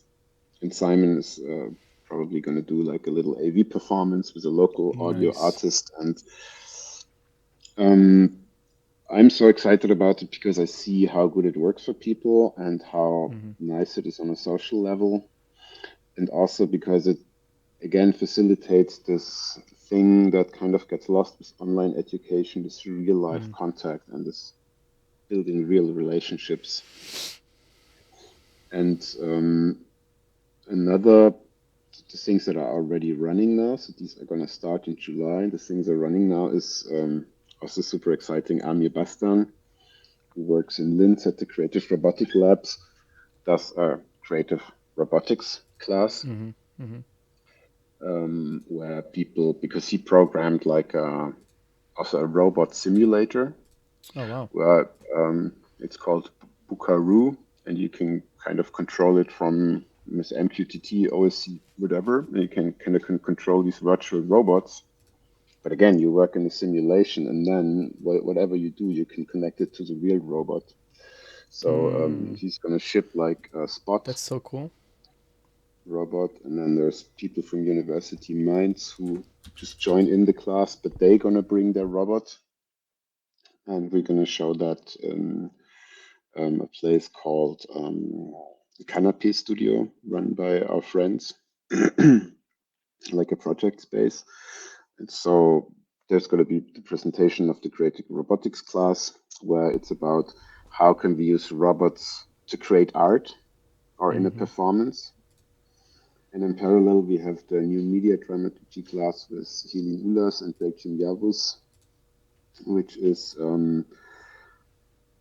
dealing with the question, how can we make media part of a kind of stage dramaturgy? How do we use medium as an actor in a performance situation? And where we also want to explore how people can take part in the performance in the location, but also remotely, and how to bring that together. And again, these groups will kind of meet in that place and have the ability to exchange.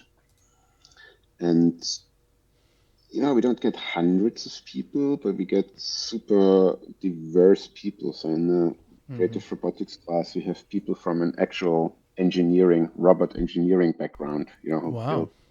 from a company who builds service robots. But we also have performers, and I don't know, Hashini always writes down the list of what all the people do and share it. And it's like, oh my God, this really a super broad range.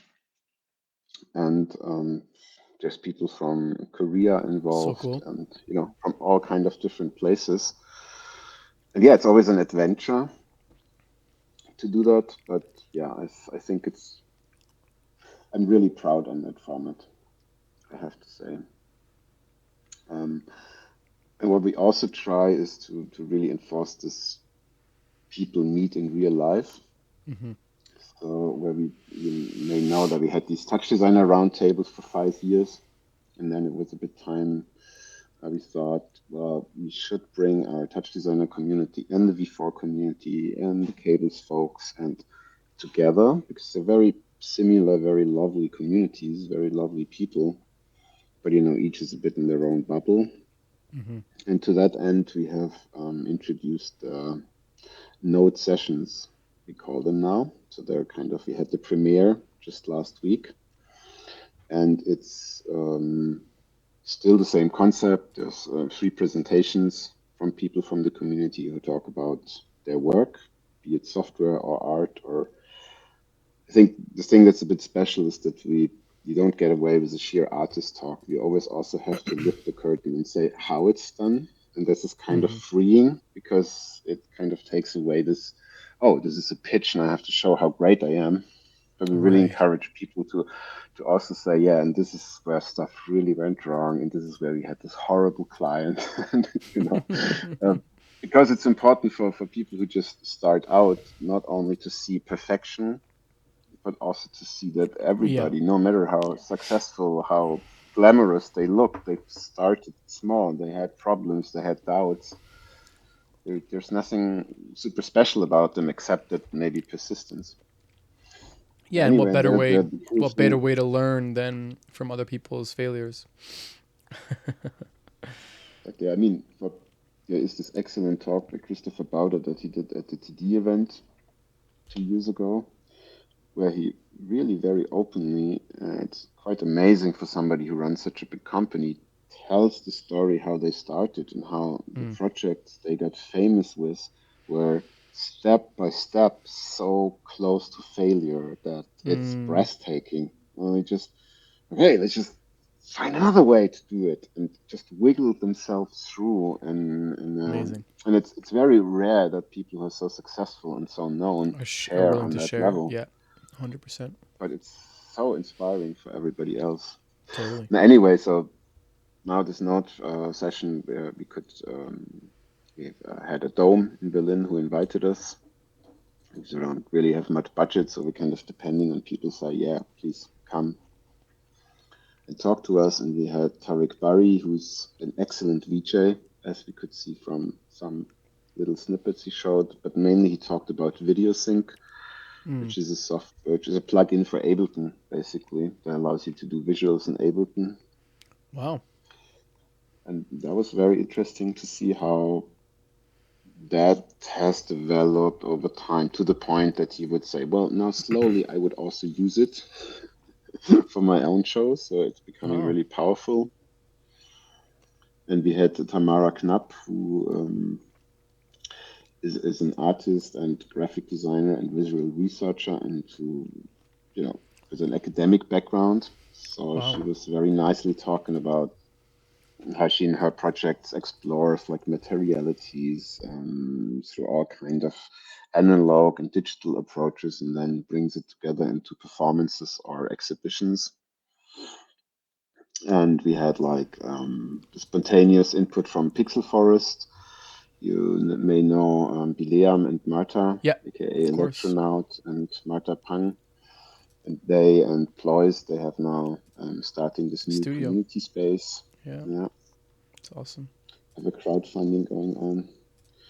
And last but not least, Lukas Ruoff, who's teaching here in Berlin at the HTW University. And he was also explaining how he uses Touch Designer in teaching, how he came to it, and was highlighting a project where with the students, they created dome visuals for, I don't know if you guys know Arte. It's like a non-commercial TV station, a European station from different countries, and they have this concert series.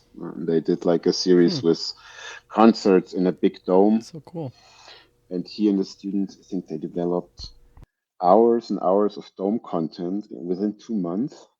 It was really amazing. So we saw some screenings of that, and then we had like an open dome session where people could just try out their content on the dome. And that was so popular, the idea that there might be a format emerging that we do with the dome, that there might be monthly or bi-monthly open dome situations where people can just come and try out stuff on the dome, play around That's with the so dome. nice. That's awesome. Pretty much what's also happening at Studio 1111, where Linda has like a monthly, I mean, Linda is running the servers and the VJing at Studio 11, and there's like a monthly meetup. It's kind of under the radar, but it's also super lovely because people come to try out stuff on the big screens. Dan plays his bass, and the other guy is DJing, and there's someone who brought some toys, and um, it's not even something we organize, but something we're super interested in. This having these different points where people can actually come together, and Berlin is in that sense a bit privileged that most people come by sooner or later. And then it's like, yeah, where do you go? Well, either you come visit us at the Node Institute, or there's this meetup, or we have this event there. And that's how I met Lake, because he came to one of the meetups and so on. So I think this is really a key ingredient. We are still looking for a sponsor because things are also a bit costly. And with this one, for the first time, we charged entrance, which was something we shied away for a long time, but the community was supportive and they bought lots of tickets. But yeah, it would be so nice to have a sponsor that understands that bringing these people together has so much potential that basically somebody needs to give us some money to do this. Totally.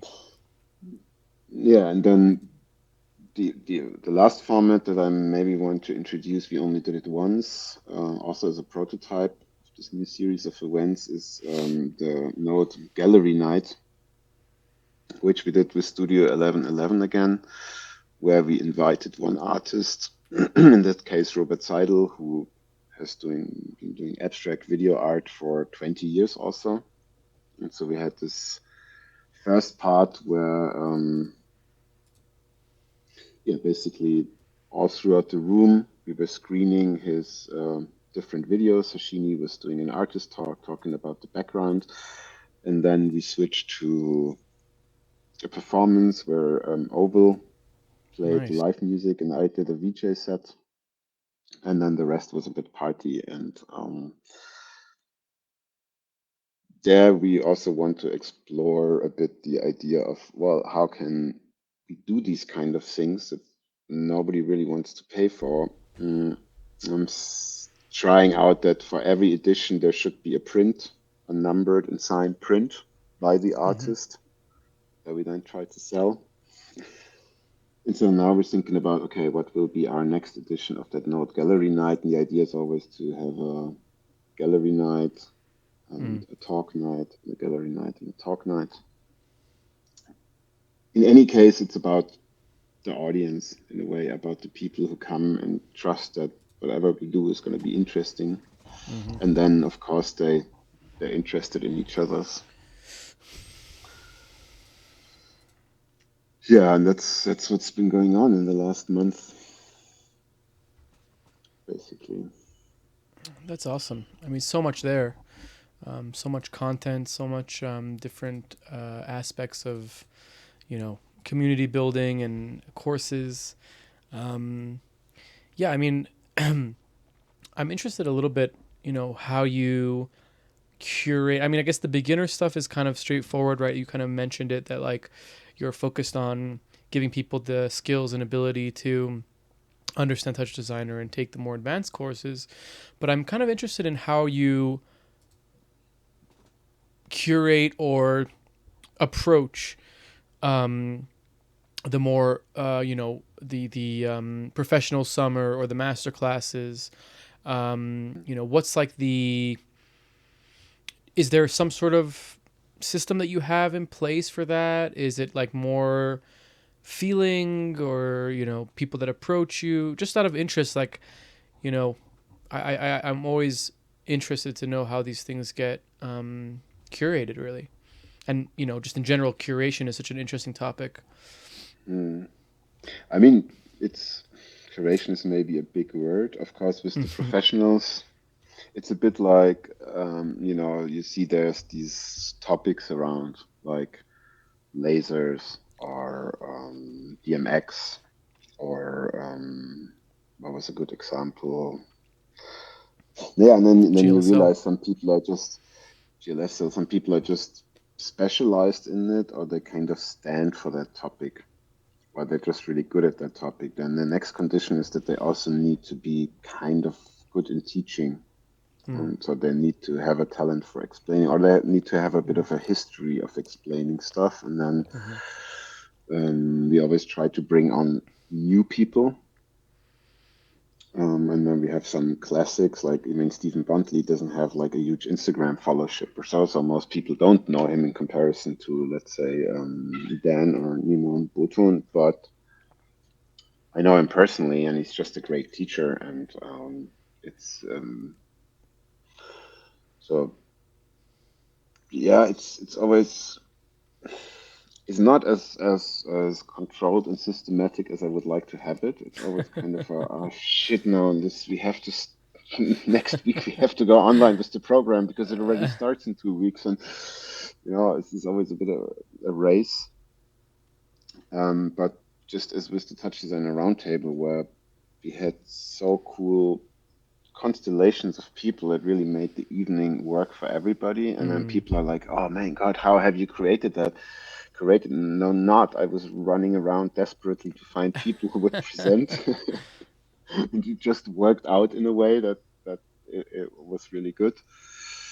Um, so it's always a bit a personal feeling. Then who Mm. have you met? Who have you have a good feeling for? Who was recommended? What's the time? Yeah, we also talked about a course and so on. And I was like, yeah, at the moment we're so busy with handling this, I can't even think about what we do next season. Mm. Mm, but the ambition is a bit, and that's what we want to put even more focus in the future, is to really put up the quality, to really have the ambition to just offer the best educational content in terms of, because you see that there's now so much offering, like there's so many courses, so it has really exploded, and don't want to do a price range or anything like that. We want to think that our job is to just try to do the best quality, Mm. not the best marketing, not the best Social websites, media. but Yeah. if you spend that money on the course, you should go away and be like, yeah, wow, okay, that was really a lot for the money, and it's Mm. really exactly what I needed. And with the creative masterclasses, again, this is things that I do myself. Mm-hmm. Um, until I have a good feeling for the thing, and then when I want to scale up, um, yeah, that's just topics. I mean, Amir is has been a force in the V4 community for a long time, and this robotic topic has always been around. And then it's just a decision of okay, now we try it. And it was a struggle this year because we were very short-termed and we really struggled to get the numbers to make it break even. Um, so it's not easy Mm-hmm. because it's also a risk if the more you put out there, and we will pay the people if the courses get bought or not. So Right. You have to look out if for it yourself doesn't as well. work, you're pretty fucked, For sure. For so to sure. For say. sure. I mean, talking about, you know, money and whatever, but I love the sliding scale that you have. And I also love that you kind of keep it like you're not like checking people to see if what they are. You're kind of leaving it in the communities or whatever the person's hands to what they want to be doing. But like you have like a student professional company priced here. Um, Hmm. can you tell me about that a little bit? Like why did you decide to do it that way? What is the philosophy behind that in that sense?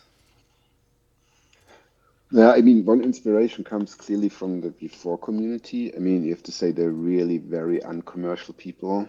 Mm-hmm. They, you could call them communists. They're really anti-marketing, anti 40% off, and so on, which is a hard position to have these days, because you still want to reach the people, but you don't want to do it on Instagram. You don't want to have paid ads. Da, da, da, da, da. So Yeah.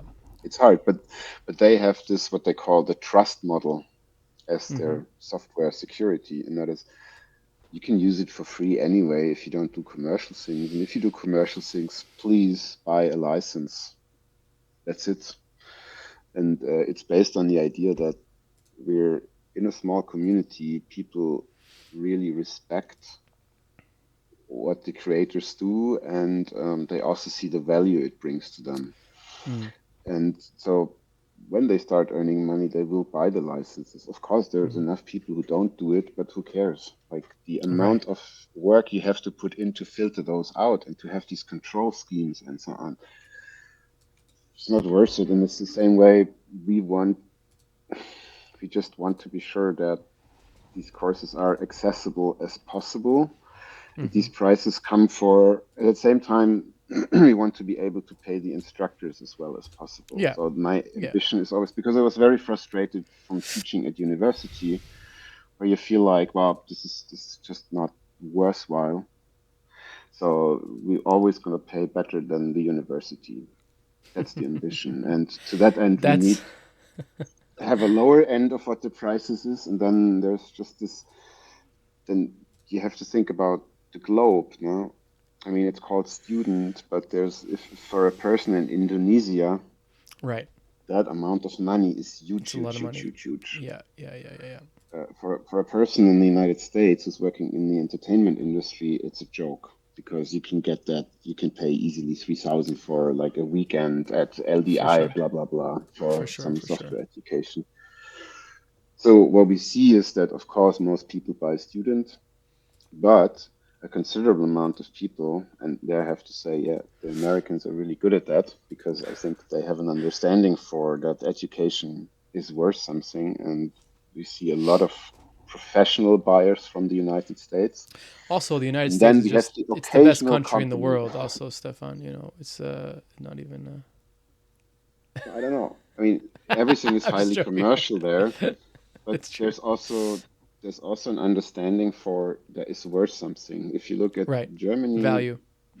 the young German person is really trying to get everything as cheap as possible, and they don't really have that understanding of wow, it's also worth something for me. So if I Mm-hmm. make that investment, uh, you know, so I don't Mm. know. Um, no, it's not true. But I'm always see that the Americans have a tendency to go for professional, and I really appreciate that because they don't Mm. have to. But what you see is that most people are just honest and nice, and they try to give you as much as possible. Mm-hmm. And that's something that needs to be honored. And of course, we also think about should we funnel and all this e-marketing stuff. Mm. But we try to do it as little as possible because we just don't like it. Very simple. It's just I You mean, find of like course we it's a no, waste of money, or you find it that it's just it feels gross. Like what about don't you like? it feels gross. It feels Mm. gross. I mean, of course we do a bit of advertising and we do marketing, but if you open this rabbit hole of online commerce, Yeah, it's all about these manipulative techniques. totally. And I understand if you want to sell a printed T-shirt, but we're not selling mass products to mass Right. people, right? Mm. I don't know. We just want to keep it fair. And then on the other hand, it's a digital product, so once it's done, it doesn't really matter if you sell it for 50 or for 500 uh, to you. And the one thing that I'm really interested in midterm is to do what the big companies do, is this location-based pricing. So not Mm. basically a Coca-Cola is everywhere in the world priced in a way that the normal person can afford Afford. it, Yeah. because the product is shit and cheap anyway. Yeah. So, Yeah. Yeah. Yeah. Yeah. and if we manage, for example, no, for now, of course, we see very little people from Indonesia or from India buying our courses because to the average person, it's like Can't afford it. super, super expensive. Yeah. You can solve that through software. That software is expensive, but if you solve it, does two good things. A, we can give the people this education to a price they can Yeah. afford, Yeah. and we can sell it to more people, which is good for us. So For sure. I'm super interested in win-win-win situations. And Yes. I think generally big capitalism is about exploitation, but I think it's sometimes also a waste of time, this whole bullshit about competition and the market and da-da-da and Mm. da-da-da, Mm. because we see so many situations where it's just better when people join forces and do something together. Mm-hmm. And just like these creative master classes, the locations we work with, there's no cash exchanged. It's a situation where the location sees that it's good for Sponsors. them that our students create content and ideas for their Of place. course. Uh, I really love that. I love when you can make things happen. And, there's no contract, there's a few handshakes, there's no cash exchange, but stuff happens because everybody has an interest in that. And I see it work over and over and over. And I think there's also a certain message here of, guys, if you do it like that, we can stop wasting so much time on things that are actually not nice and beautiful. I have so Mm. much more time for that stuff. And so far, we've survived that pricing model, let's say. Mm. And it Nice. allowed us to slowly, organically grow. Now, this year, we realized, okay, there's maybe a limit to that growth. Maybe we need to, grow in a different way. But we like it, and we don't have like a startup mentality in the sense of that we have these goals and now we have investors and we want to develop in this way. Is we have an idea and then we want to do it, and we don't ask so much if we lose or win money with it. Mm-hmm. So we follow an intuition or just stubbornness, Mm-hmm. and it's not as naive as it may sound. So I think our intuition or stubbornness is relatively informed, but we really kind of like it. It has its downsides, of course, organization wise and so on, but it's just the way we want to do things, and we get away with it so far. Yeah. I mean, it's working for you. Even we were talking a little bit offline about quote unquote the market being a little bit volatile at the moment with so much offering and so much things available, and that this season was, it was difficult. That being said, like I'm always impressed by the quality of the courses that you guys are offering, and the different varied kind of multidisciplinary kind of aspects of it are very alluring. It's not just touch designer, it's not just creative coding, it's not just etc. So I think that is very there's a very big value in that, and then add to it all the community building stuff that you guys are doing. I think that you're on the right path. I'm joking, but it's No, that's also what we feel, and that's also the feedback we get, that we're in a yeah, way on the right path. But of course, with every step you define the path, and it's this year we got a bit of this season we got a bit of a feeling for, what if it suddenly doesn't work anymore, and like how devastating that would be for, let's say, my private life. Now that I spend all the time with this. But I think we also have to be a bit fearless, yeah, in a sense. There's so much fear around, where people, especially when they start their career, just thinking about, now you read on Instagram all this, the AI is going to take your job. Where are you going to find your job? Dude, what better can happen if this whole marketing shit is just done by an AI yeah, automatically, and you can totally, spend your time with something better? It's a totally, win in a way. totally, And I think for talented and smart people, there's always something to do. You just have to 100%. understand how you can create this work, how you can create the situation for yourself, and how you not depend on an employer or something. And then you just can't be too dependent on consumerism. So, no, I don't have a car, I don't have a big TV, I wear my jeans over 8 years, this kind of stuff, which gives me the freedom to be not that money focused on the things that we do. That's good. That's kind of I would say like a shared attitude, and this is kind of something that we also need to keep, because that also means that our instructors, for example, also give us a lot of trust, and our customers give us a lot of trust, right? So if there's a fuck up with our payment system, which occasionally happens, they're not immediately going haywire, but they write to us, hey guys, there's something wrong, can you fix it? And I think that's so important. And if you think about how now the promise is that you can automate everything through AI agents, every customer interaction and so on, I think like, what the fuck? Yeah, I've experiencing it. There's all these big companies who have a shield of, you're not gonna get close to any real human, any real. I don't understand how they think that's gonna be any good. It's horrible. I don't like They it don't at give a all. shit, Like, unfortunately. I mean, if you deal with us, you're dealing with actual people, people Yeah, who make mistakes, who make typos, who have overslept sometimes, but they're there and they're gonna try the best to have a good nice. relationship with you. I think that's what we want to keep, and as long as we do that, we cannot really fail. Awesome. Awesome. Wow. I wish you the most luck, and pray for you that it will all come to fruition, and because it's what you're doing is very important.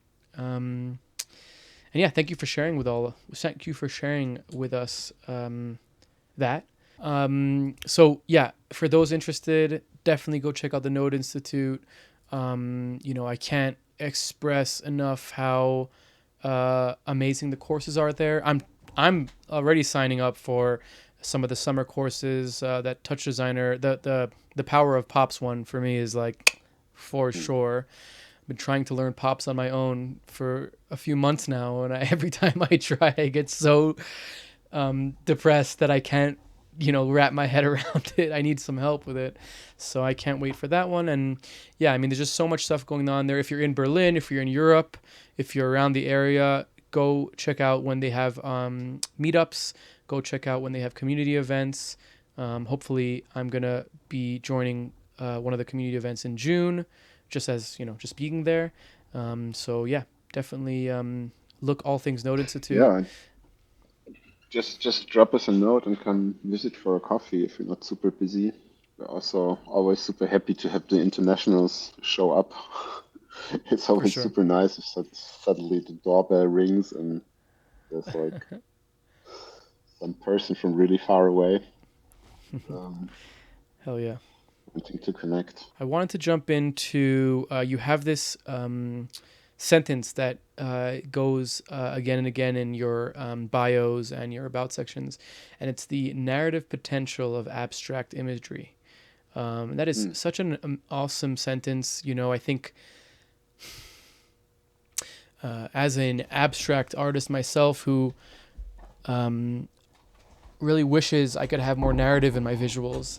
I love that idea of not having to chase narrative and just actually have, or just actually think that there's potential to narrative inside of abstract art.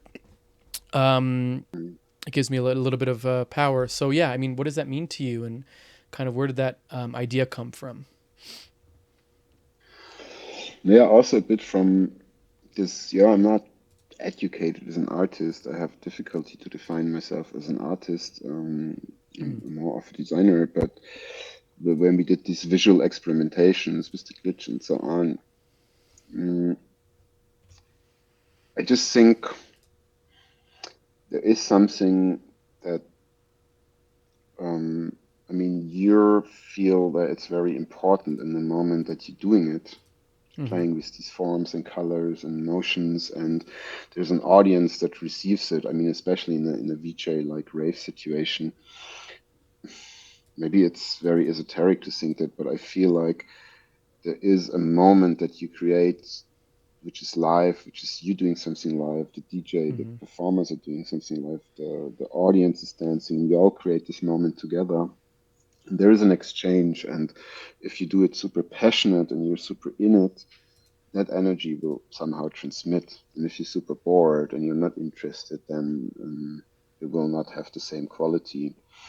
And even within this abstractions, you feel like there's a lot of emotion that you can transport in the sense of, I'm thinking especially about motion, right? So if you have very, very slow motion, that can give a very distinct feeling, no matter what moves.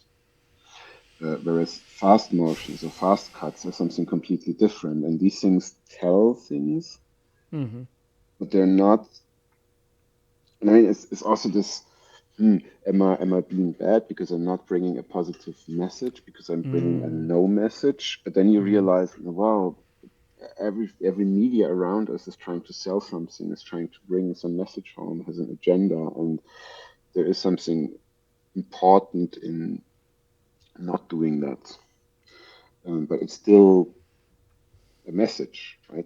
That you don't say big claims that tell people what to think. Mm-hmm. Mm.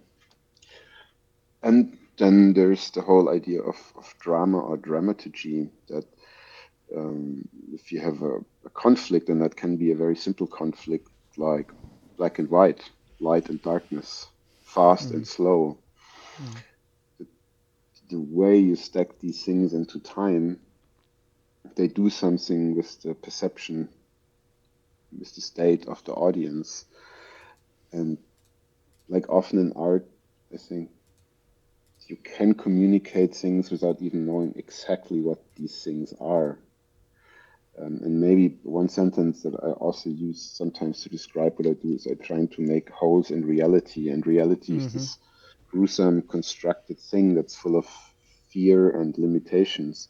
And just showing or witnessing other people who do seemingly senseless things. And a lot of the Mm-hmm. time, art is a seemingly senseless thing. But just that this intelligent person next to you does it must mean it's not completely senseless. So Mm-hmm.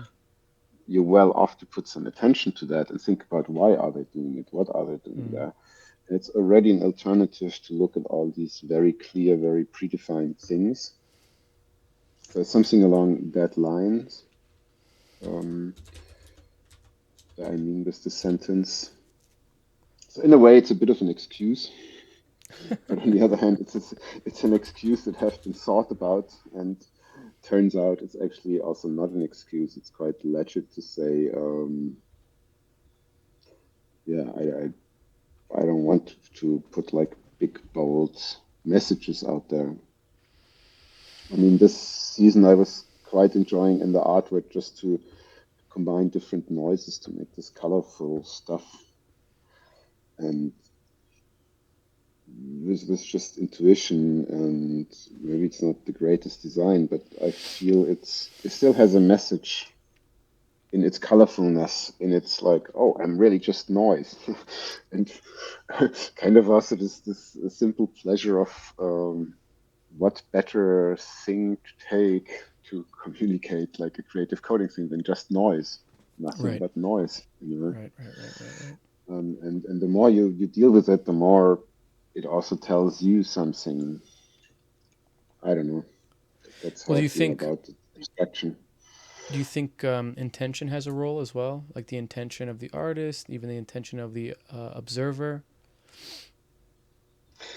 Yes and no. I mean, of course, the Mm. artist has an intention, but the interesting thing is that the audience doesn't know that intention, doesn't have to know that intention because they're all individuals. They will all see a Mm. different show anyway.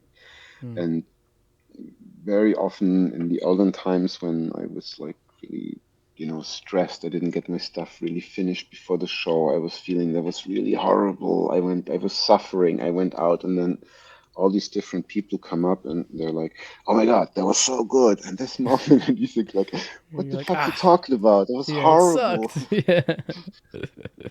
So this happened often enough to me, and these reactions were honest. I know, okay, it's yeah, you have your intention, but on the perceiving end, something completely different is happening, and that's why I also think that this positive attitude that you're really trying hard to make the best thing, that they will feel that, and even Mm. if you feel at that moment, I tried, but I failed.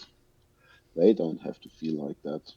And I think that's also kind of freeing. And with more experience and age, you get more relaxed, and you know, okay, if I just watch out for some parameters, I can keep them captivated for that amount of time. And as long as they're Mm. captivated, something positive is happening.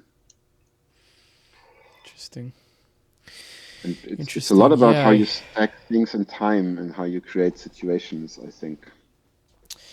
Yeah. I mean, you know, uh, I come from like film and narrative based media is explicit in what it's trying to do, right? Like, all throughout film school was all about like, the thing that it was something that actually really pissed me off because it was always like, find your trauma, find your darkest moment, and then express like, come on, like that doesn't have that's not like the only art comes from trauma.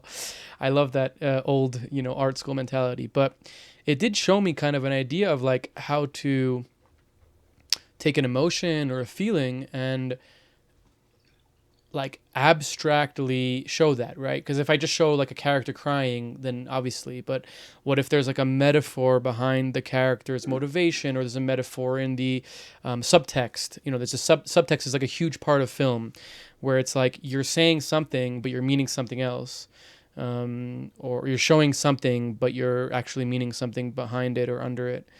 Um, and it's so different than abstract art, like you said, because abstract art is like, yeah, you can have the feeling of color, of motion, of speed, of light, all those things that create some sort of connection for the viewer. But then at the same time, it's kind of really nothing. It's like the eye of the beholder is what makes it what it is, right? Like noise is Mm. noise until you look at it and be like, wow, that's pretty. But before then, it's just nothing really, or it's something, but there's your intention can go as far as it's going to go. And I personally am a little bit of a more spiritual person. I think intention has more value than just what you want to put in it. Even though I've also had those moments of like I feel like shit, and then people are like, "Oh, that was amazing," and you're like, "No, you don't know what you're talking about. It was bad." Um, but there's some sort of like um, bridge, or maybe like a dichotomy, maybe is not the right word, but like some sort of reflection between like narrative storytelling and abstract art. And you can see it on, like, I think Lake Heckman's probably actually a really good example because we were talking about him. But his work is so expressive with so essentially little, right? Like, I'm just thinking about his most recent pieces with like the point clouds and stuff like that. That he's like doing all these like you have like these flowers, and then the flowers kind of like melt and become some painterly expressional kind of thing. And something about the way that he is fusing some like very abstract kind of thing into something almost substance, like something with substance, feels to me like more of a deeper like narrative being told here. You find it a lot sometimes in like museum pieces, right, where it's like you read the plaque, and the plaque like contextualizes like the whole piece, or like maybe it's a political thing, or maybe it's a social thing, and like the thing that you're looking at by itself is just like colors and whatever, abstract stuff. But then when you like look at the intention of the artist or get some context of what it is, then all of a sudden there's like a narrative. I find it like both limiting, but also like kind of focusing. You know what I mean? Like in visuals now, like visuals, like the big, the biggest visuals, right? Anima, right? Like those big shows. That's like kind of a completely different approach to visuals for the past, I don't know how many years, where it was like, this is beautiful colors, this is projection mapping, and you're getting like the architecture's breaking, or there's like a breaking in the feeling or this thing. And now all of a sudden it's like, no, here's a character, and it's super high detailed, it's super high definition. There's very obvious iconography and design oriented elements to it. And it's more of like an animated movie versus like an abstracted visual kind of thing. And I kind of like that, coming from film, and like my whole approach to visuals is like 3D, like, what can you do with 3D? It's not just light and shadow and texture. It's also like iconography and, characterization of things. So I think that there's like a really interesting bridge between those two things, where the abstract can become the narrative, and the narrative can become the abstract. And it's like each person's kind of like journey or, exploration into that thing to kind of figure out or understand what it is. I mean, what I dislike about that time-coded stuff is The that time. the art of improvisation, and that was always very in the active VJ times. I thought that was one of the most important things, that Totally. it's about improvisation in the moment, Totally. because that creates that feedback loop with the audience. Whereas if you think 100%. about something like anima and these pre-rendered, time-coded digital shows, Oh, I don't they're like that very either. impactful, but they're not. I don't know. It's Maybe the not. audience It. feels different. It's not Yeah. open-ended, right? It's not. No, and It's not also like a it's race. fake It is has a its own strong rights, word. but It's almost like you're playing a trick a little bit, right? Because you're kind of like, oh, look at this. Everybody's dancing, everybody's together in this energy and this field, but really, like the visuals and the music is a little bit static, right? It's a little bit almost devout of that. It's not getting the feedback of the energy. But I think that you can do narrative, character, anima stuff in real time for sure. We've done it. I mean, let's say on more experimental end, people do amazing things, and I mean, I have biggest respect for the fine art. My wife is a fine artist. She creates these abstract but really deep art pieces where there's like a huge backstory to find out that really has depth and meaning. But in that Cool. field now, there's the lecture performance is a format that I find super interesting, where people What is it take this called? research, this lecture performance. Lecture performance. Wow. Basically, the way she does art, and a lot of people in that field, is that they really do kind of almost academic research on certain Mm, topics. There could be political and economical that really impact lives, and then find these more abstracted expressions that mm. not directly tell the story, Right. Right. but that open a gateway into all of information. And now a new way to present this research is the lecture performance, where you might have video elements, you might have music, but you also have a person that talks in front, and Hmm. where the kind of the Interesting. academic lecture turns into A a performance. media Wow. theater performance. I think that's That's a cool super thing. Very interesting. cool. Yeah. Yeah, Is that a thing? I think that Lecture has a performance? big I've never heard future. about it. I love it. Such a Yeah, cool idea. I mean, I hear it more and more, and I think it's becoming a bit of like, the AV performance Right. appeared a few years ago, Right. and so this is really a point where this narrative media and the performative, I think, come together, and this shortcut between the performer and the Totally. audience to unlock I mean, you could make that actual knowledge. so generative and so interactive. Like a lecture performance, like make it like data visualization, but the data like of that's what's being told. I don't know. That could be really cool. Have certain things trigger certain things. I like that. Yeah. So I have big hopes for that format. And I think like this anime stuff, and so of course that's now big entertainment. There's like a lot of money behind it. I mean, if you listen to the music, it's pretty No, dull, and if you just look at the shitty. people, they're not really dancing. If I look at the No, footage of these phones. days of people Yeah. at these big raves, it's No. phones. They're not Yeah. dancing. If they're Of course. dancing, they're posing, and that's okay. But it's at a loss to what the rave culture actually Oh did. yeah, it's You know? antithetical, completely antithetical. And I Yeah. also personally I don't necessarily even like the content, but I appreciate the high octane value of it, right? Because it's very beautiful and it's pushing our industry into a place of value for high rendered things where in the past it was like just make me something, nobody even knows what that, nobody even knows what they want. And now there's like a little bit of there's a difference when you can produce a high designed render. People start to realize that. But yeah, I mean, I'm with you. I don't do anything that's not real time. So for me, it's like also bridging those two things of like this high end 3D with kind of generative design.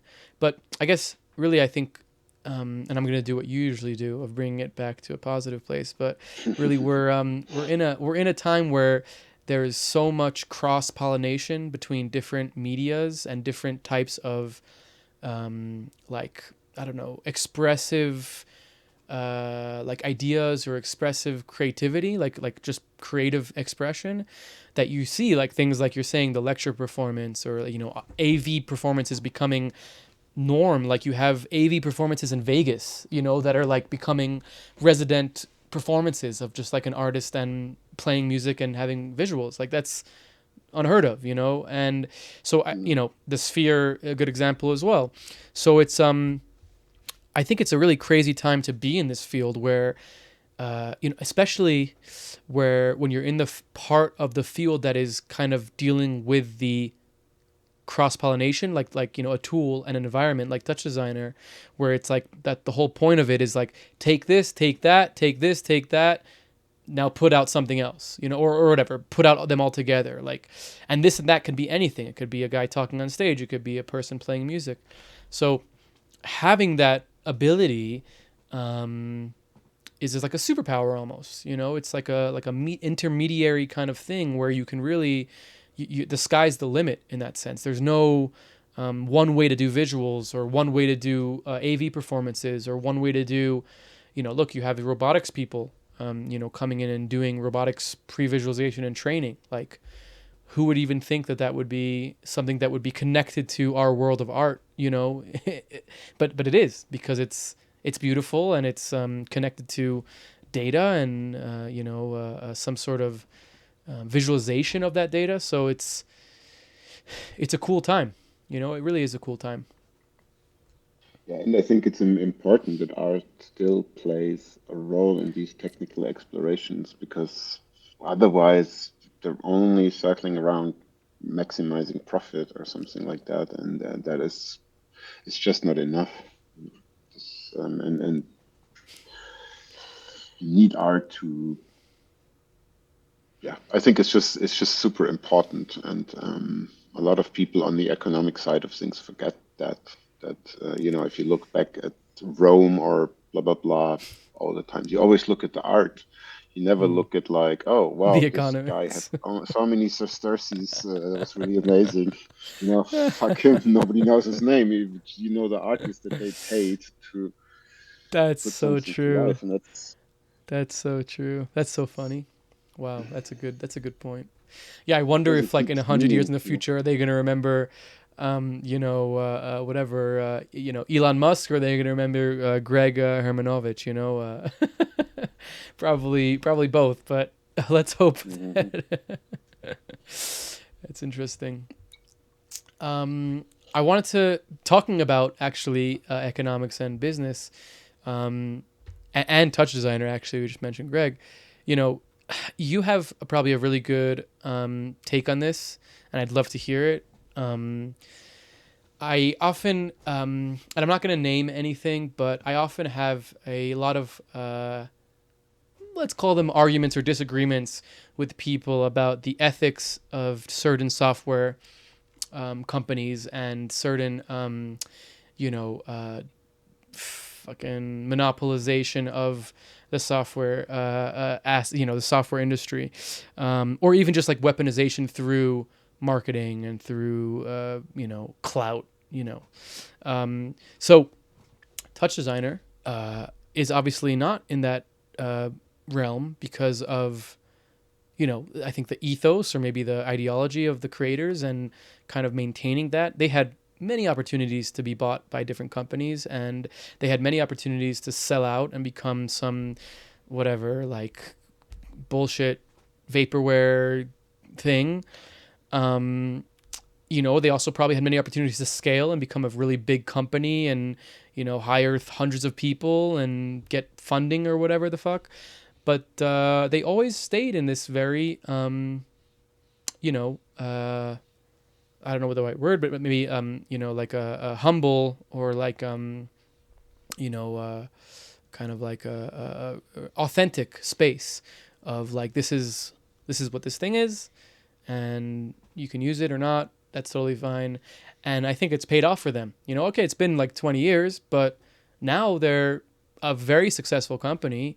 I don't know any like specific numbers, but just out of like general, looking at how big the touch designer community is and how many subscriptions they have, etc.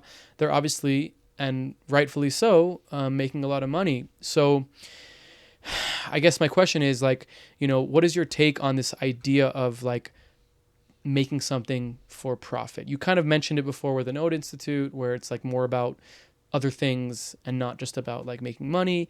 And you've kind of, I'm sure, seen the rise and fall of many softwares, or the rise and buying out of many softwares, where it's kind of sad, where these people with ideologies or some sort of agenda get completely deviled or whatever, sign the contract with some sort of shitty thing, and their product or their idea gets completely crushed. Yeah, I mean, I'm not against doing things for profit. I'm not super anti-capitalist. I mean, in a sense, more and more, because let's say since the 70s, 80s, it's neoliberalism, there has been this idea that everything has to be seen through this spectacle of Mm. is it generating profit? Are Mm-hmm. you making money with it? Is it making Mm-hmm. enough? Is it successful? Only if it makes money. And there's just too much stuff around that doesn't touch me at all. Well, if you go now in the malls in Germany, they're all the same shops. They're all selling the same clothes. None of that is interesting at all. And I surely had enough opportunity in my life to make more money, and I would like it. I would buy me a stupid sports car if I had too much money, but it's just not enough. It's just not enough motivation to go for that. And what I realized with Touch Designer, also with my experience with smaller software companies before, it's also about the people. Mm.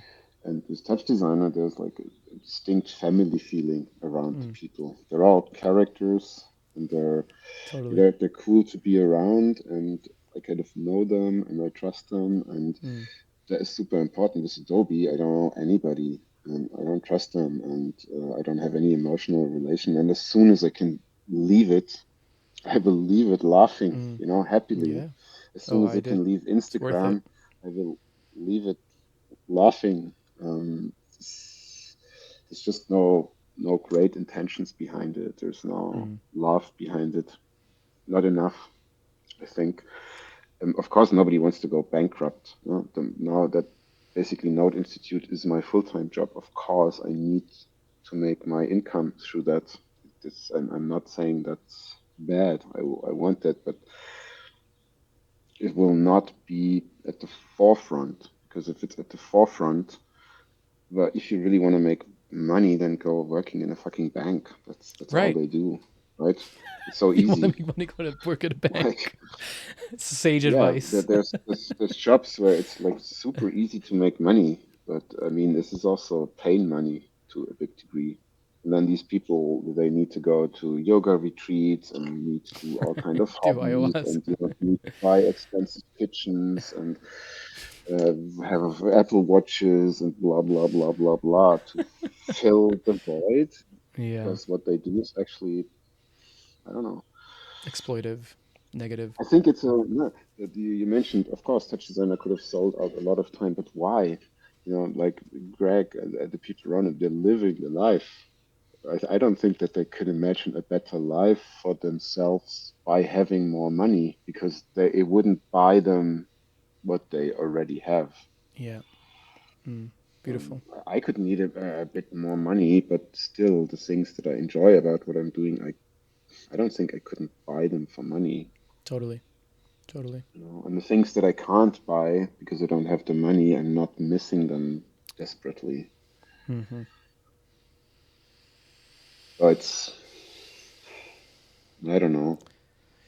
Do you find it hard to navigate that question, or is it like, obviously now you have the answer, but maybe as a younger person, coming up, was it harder to navigate that question of like, okay, I can take this job and make a lot of money, or I can have this client and take a lot of money, etc., make a business, whatever the thing is. Or even when you started the Node Institute, I'm sure you were looking at market share and profit margins, et cetera, et cetera. No, there you go. So, No. but was it even a Of course, question? there was the thought, there is this opportunity here, and da, da, da, da, da, da. But we didn't look at market shares and all of that at all. It's just again this intuitive thing. We know the people. We feel there's a need for something. We also want to provide it. Mm-hmm. Let's see how it goes. Now, of course, I think about money because I know I want to do these note summits, and I know I want to do the gallery nights, and I know I want to have good Yeah, streaming and good yeah, documentation to share with everyone. And I know I want to pay all those people yeah. properly, which I can't And at you the want to moment. support your family, which is a very good, important thing, of course. Yeah, but for the family, you don't need that much money.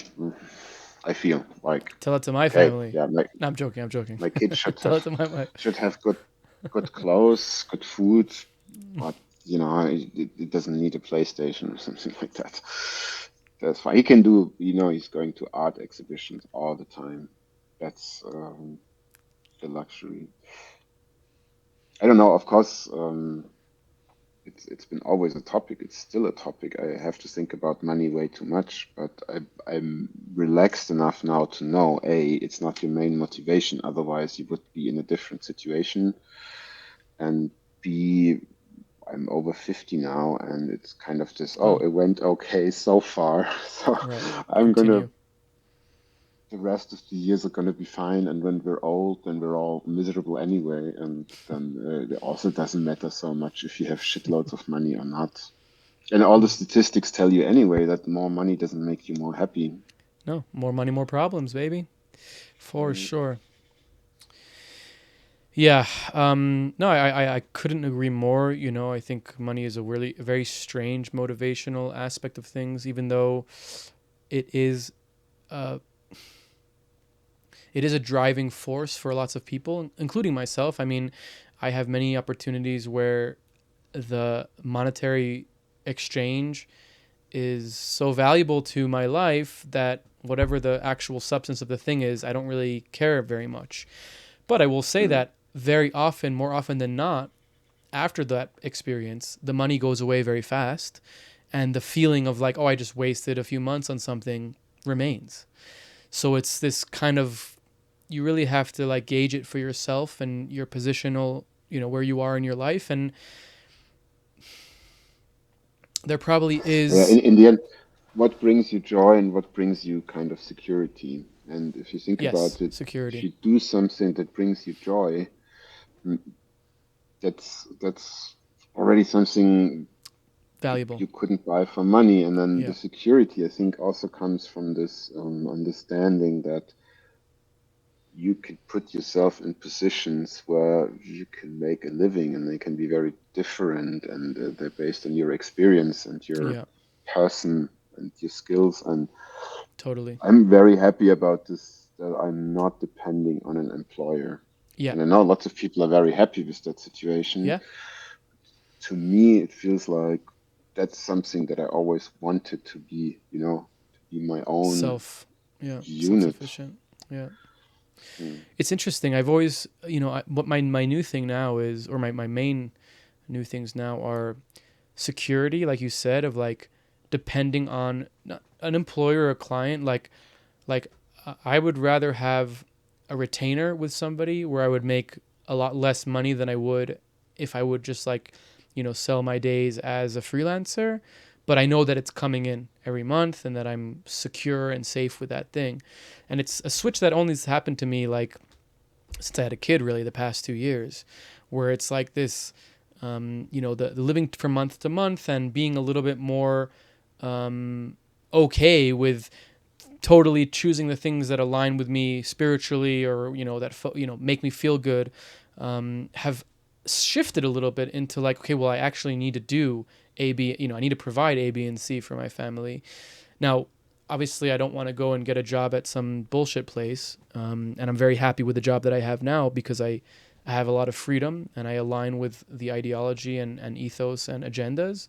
And that's probably the most important, right? Is like, yeah, go make a lot of money, but make sure you don't sell yourself in the meantime. Or if you are selling yourself, make sure that it aligns with you in some way, in some bigger sense, right? Like, Mm. there's probably nothing wrong with Um, going to work for Disney if you're working at a really cool job that makes you feel good, right? If you're going to work for Disney and working for their whatever, for their propaganda department, maybe that's not so great. But you know, there could be. I mean, I don't want to judge on what other people do Mm, anyway. That's mm, everybody's too different for that. It's just, mm, yeah, it's mainly speaking for myself. And then, of course, you mm, say, oh, other people have these horrible jobs. I'm completely aware that a lot of them might think they're super cool jobs, and right. who am I to judge? Right. Don't get me wrong. And if you want to be independent, of course, you have to be aware of economy.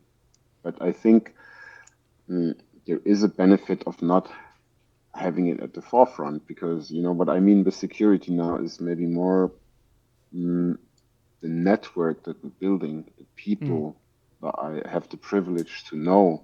right. That gives me the feeling that with those people, no matter what happens, Are you can there? always come Mm, up with some interesting stuff that makes sense in that context. interesting. And that's the security of not being dependent on one single thing, Mm-hmm. having enough view of the world or idea of the world to just know we will be able to deal with it somehow, because we're creative. We can think about things. We can come Mm, up with stuff. We know how to realize stuff when we want to. Of course, if you get sick, if you get cancer, all that goes away, and God you're just forbid. Yeah. a miserable. But that's, in the end, we are going to die. This body is going to die. It's going to suffer. That's as clear as anything. Mm, So, okay, we'll be fine. And if we're not fine, totally. we're not fine anyway. So nobody, Yeah. nobody gets out of here alive. That's true. That's certain. Yeah. Okay, well, we're coming to the end here. I really appreciate your time, and it's late by you, so I appreciate you staying focused with me. I just wanted to end it with like a little bit of a little bit more of an esoteric question, and I don't think we've ever really got into the spiritual conversation. So I'm interested to see your take on it, and please feel free to totally throw it on the side if you don't want to talk about it. That's fine. But I want to bring it to you. Like, education is something that you're obviously very focused on. Do you ever view it or look at it or think about it as a spiritual practice? Yeah, probably, but it's not really a framework I move in that much. This whole spiritual thing. I mean, I'm a big fan of psychedelics, like that world that's Surprising. revealed there, and so on. So that's my access to spirituality. Mm-hmm. I wouldn't say that I'm not spiritual, but I'm Mm-hmm. not acting and thinking in that framework, Context. Yeah. really. Not as much as I see it with other people. Mm-hmm. Mm. But I realize more and more that everything is about connections with other humans. Mm. Or, I mean, no, I don't realize, but I feel like it's like that. Um, I also feel more and more drawn to the idea that everything is a simulation. Mm. Um, and that's interesting to think about. What does it mean? Does it even make a difference? Because Right. as Right. long as It you're in the feels real. Yeah. simulation, you Right. The doesn't steak. The matter. steak tastes good, baby. But I find the interesting message that I get from psychedelics and the simulation thought is, and if you look at the universe and the time spans and so, it really doesn't matter what happens to us. It's like it couldn't be more meaningless. At the same time, it's the ultimate meaningfulness for us, but it gives a certain freedom in knowing, oh, there might be 100,000 galaxies in parallel to that. There's like, I find myself super important, but there's like so many billion people have never heard of me, and they feel like, it wouldn't make a difference to them if I wouldn't exist. It takes a certain load off the shoulder. Mm. And I think that's a spiritual message that I get. That yes, there's a lot of things to engage with your heart. There's a lot of horrible things you should maybe be against, but it's not the end of days. It's like you're not carrying the load of the universe on your shoulders, not at all. Mm. That should give a certain ease to existence, if that makes sense. 100%. Mhm. 100%. It's it could be viewed maybe as a reductionist, maybe, or as what's that philosophy? I'm gonna feel so stupid when I say it, but yeah, yeah. I think that I think that in a general sense, that's probably right. And the more you kind of like feed the opposite of that, you're kind of feeding your ego of the importance, right? But there is a threshold or some sort of like important aspect to think about when it comes to being like, oh, I'm meaningless or everything's meaningless, where, like you said, actually, where it's like the human connection or that connection that you can make with other people, or even through education, the inspiration that you can provide to other people by making the world a better place. Yes, in a general sense, if you didn't exist, then education would still exist. And yes, if you didn't exist, inspiration would still exist. But would it exist in the people that are surrounding you? Would it exist in your community? I think that the question of if it would exist without me is less important and more important of like thinking like, okay, I am here now. I do have time here now. I am healthy. I am able. What can I do to do those things, right? And honestly, I think that even if you don't apply that to some sort of belief system, that is that is inherently spiritual, because it's selfless in some way, right? You're not thinking, okay, how can I make the most money to buy the nicest car? You're thinking, how can I utilize my time to build community, to build, more inspiration, to bring people onto a higher existence. And that in itself is somewhat, Jesus-y or Buddha-y or whatever you want to call No, it. but it's also egoistic because you do it because you Yeah. want You want because to you make, want that nice situations that come back to you, right? you can't not have ego. Ego is very important to the human Yeah. experience. It's like capitalism. You can be a capitalist, but be ethical. You don't have to be a capitalist and step on other people and, do things because they're going to generate X, Y, and Z. The system Mm. itself, like being egoistic or being, or promoting your ego can be very positive in a sense. Yeah, it's a very thin line that you're walking on, maybe, but I think Mm. that, the sense of self is a driving force.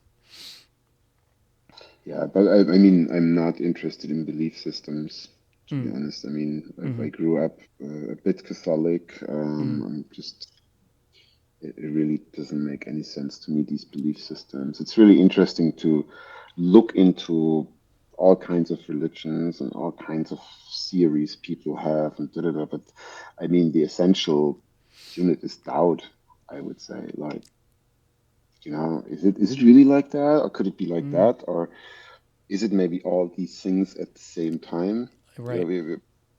one sickness of our time is this duality. No, it's Mm. either this or that. Are you with us or against us? Right. Are you Right. pro or con? Black and white. Yeah. Dogma. Dude, it's like it's a fucking blobby cloud, really. For sure. And to face that reality is also not always easy. No? Mm. I mean, I understand why people like belief systems because Mm. it helps. It's like when I talk about concept, it's important to have a clear concept because it helps you make a lot of decisions, The makes your base. workflow Yeah. easier, Yeah. Yeah. Yeah. protects you from the desperation of what do I do next, or how do I Mm-hmm. tackle this huge problem.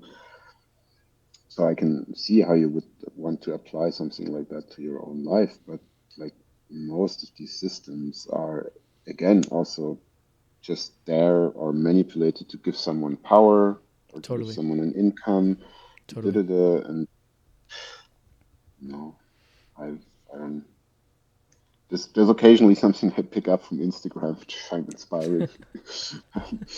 um, Try to mix it into my own thinking, but Mm. I'm not searching for spiritual enlightenment. Mm. Mm. Mm. Mm. Mm.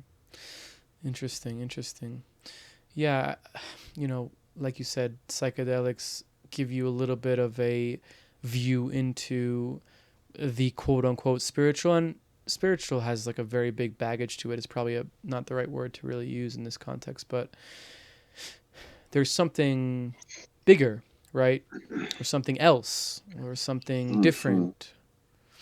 But I've maybe also a bit burned for that word from spending some time in Bali, where you Mm. have all these Oh kind of yeah, semi-colonial yeah. Westerners with certain clothes, and then they do the rituals and they put some incense in your face. You just think like, yeah, and I had that when I was a kid in church, and it didn't do anything for me then, and it doesn't do anything for me now if you wave the incense in my face, and it doesn't do anything for me if a Hindu does it, a Buddhist, or da da da. It's just like that's not the point.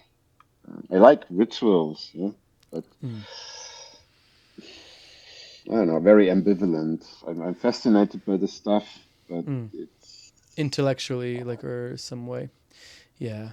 I think that we're probably in a like place in time where, you know, it's the most spiritual per se that humans have been because of the access of information.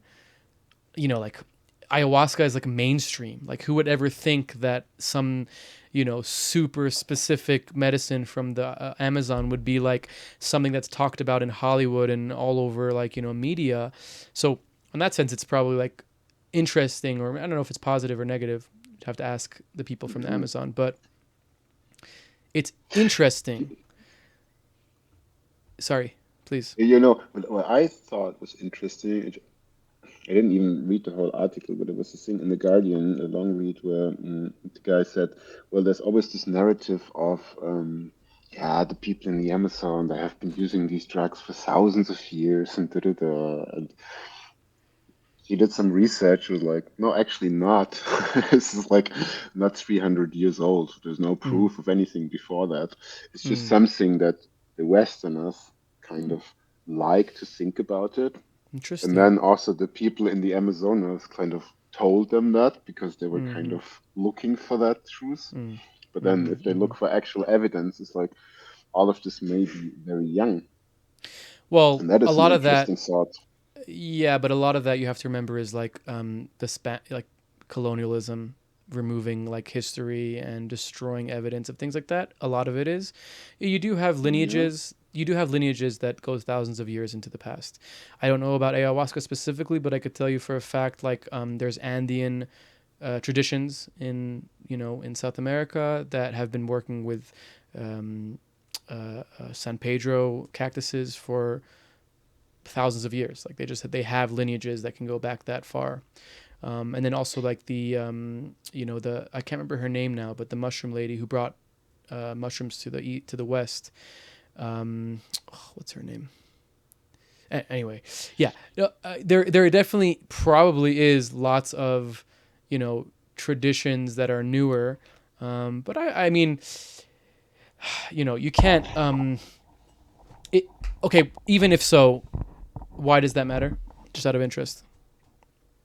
No, no, I just thought because it's again a narrative that we put Right. onto something like, Put oh, onto these something. Yeah. people, I don't know, They maybe have just knowledge. came to 50 years, but it doesn't make it better or worse. I Yeah. mean, for a Yeah. long It's time, true. I was still paying respect to the Catholic thing, thinking of, wow, it's been so old, it's been growing over It so has much something time. There to it. must be some Right. wisdom in it. Mm, But maybe there's also a pile of bullshit that's just been totally. around for way too long, you Oh, dude, know? I get these like glimpses of like we talk about simulation theory. I'm like, with Judaism, I always get these like ideas of like, okay, what if like all historical Judaism is all some sort of simulation, and like it just started when Zionism was created. I'm probably giving some fodder to some conspiracy theories here, but it's just an idea of like, how hard would it be to create like some sort of backlog of history just to make an agenda happen, right? I think even the Nazis did stuff like that where they were like. I can't remember the exact thing, but there was something with like the Book of Dead from Tibet, like Tibetan wisdom. There's the Book of Dead, and they were trying to obfuscate it in a way to make it seem like it came from somewhere else and changing like the narrative. I don't remember. There was something there with like This is always something that the powerful did control the history. I mean, right, damnatio memoria, like what the Romans did, no? And the pharaohs. right, As right, soon as the guy was dead, you went in and you destroyed all his names that he put right. there, Yeah, or make him disappear. I totally. think history is highly constructed, and like in Germany, if you talk about Nazis, nationalism, well, Germany is just came about like 1890. And all the Right, traditions that people say, oh yeah, there's a Christmas tree. People have been doing that forever. No, it was a Coca trend Cola. coming from England, Yeah. in turn of the century. Like Mm, lots of stuff that we feel like it's been around forever mm, has been the newest fashion 150 years ago. mm. And now people want to die for that construction, Right. you know? Yeah. What the fuck? Crazy. Crazy. It's like Crazy. somebody made it up. We had a project about Liszt and Hungary, and modern Hungary also came about when all these nations came about. And before it was like so many different ethnicities, and they completely constructed the thing. So the Hungarian language, It's like um, a made up. they picked one from all these different. It was like the Magyars who were riding horses. They thought it was kind of heroic, so they took this language. This is our official language. Then Oh my they god. needed kind of new heroes. There was not a single educated person who would speak that language. Oh So wow. they had all these people who know how to train this language to do a Interesting. national poetry. And now you have these nationalists who think that it's like, Right. You know, it's just Hungary a Empire. marketing invention, Yeah. and that's crazy because if you think what now the Zuckerbergs and the Yeah. Musks and the Apples, what they build Yeah. up and what that could turn into, Yeah. how radical could people become about Yeah. that? Gates. Because they're adopting the same techniques. Yeah. For sure they're adopting the Yeah, same but techniques. Um so I think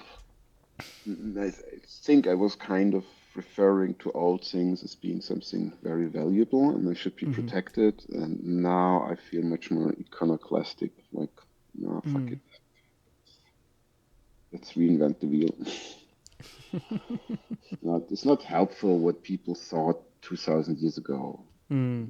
I mean, some of it is the Yeah. eternal stuff, maybe Yeah. the human condition, but Yeah. Or just like the simple things of like, be good, do good, don't hurt other people. Like, but in modern society, that is like kind of inherent in the culture, right? Like, even not even by choice. Like, it just, if you do something bad, you're gonna get arrested. Like, it's kind of like in the idea of culture. You don't necessarily need it to be like an old wives' tale or old, historical God thing.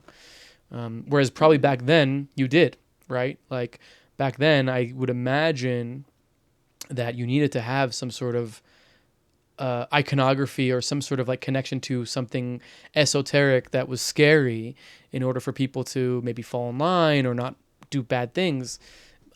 Could be not true. I Could don't be know. the opposite. If you look at Christianity and then you have all the stuff that Jesus said, Hmm. there's pretty much nothing Nothing. of what we are Yeah. told that he said, nothing fear-inducing, and then you see what Totally. they turned it into in a very Totally. short time, Totally. and Well, that's what what havoc they fear-inducing. created. Totally. No, you're 100% right. I mean, the Old Testament and like the Ten Commandments, most I think there's only one of them that is like a negative. All of the rest of them are like I can't pejorative is the right word for that, but it's like they're written as like do this, not like don't do this, right? But then modern Judaism is like full of you can't do this, you can't do that, you can't do this, you can't do that.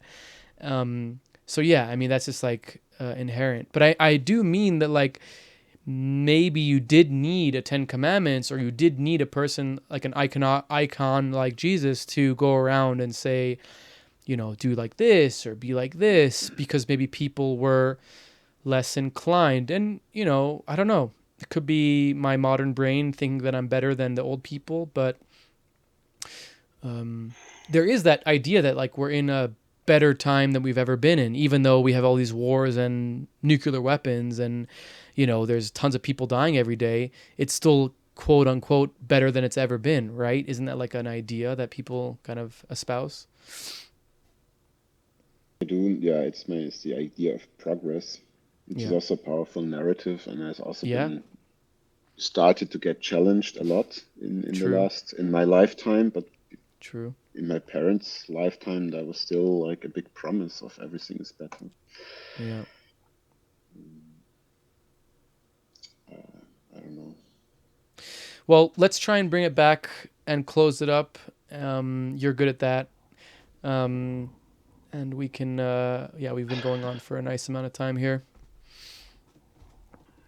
Well, thank you for having me on this chat, Of and I course. enjoyed both our Thank you. chats, the preliminary and the one that we had now.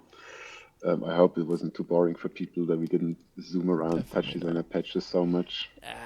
They can go check out the Um, other 50 episodes of. no, and again, I think it's super valuable to just connect. I mean, like I don't know, 3 weeks ago we were strangers. Now I feel like we already know each other, and if we would meet, we would probably have a good time together. And Totally. I think that's so true for almost all the people in the world. I wish we would not just be always deliver us to these few idiots who want to create the opposite. That would be really cool. So thank you for spreading goodness with what you do.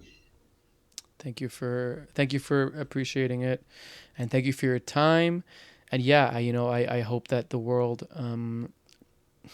I hope that people around the world, or people that are maybe feeling low or down, can remember or know that there's people out there that are willing to connect with them and willing to know them and get to know them and meet them, and that there's different avenues to do that, whether you're in a place that's impoverished or whether you're in a place that isn't. There's places to access, like the Node Institute, like the podcast, like a lot of the people that we associate ourselves with in the touch designer community, that are always willing to connect, hear, listen, share, and hopefully that will take you out of any bad places that you're in, or elevate you even further in the good place that you're in. Hallelujah. Hallelujah. Wow, what an episode. Thank you so much for watching. Thank you to Man to Smash for the intro and outro music. Thank you to Sophie Holder for the amazing internship, helping us with all the episodes. And thank you to the guests for coming on and spending time with us. See you next week.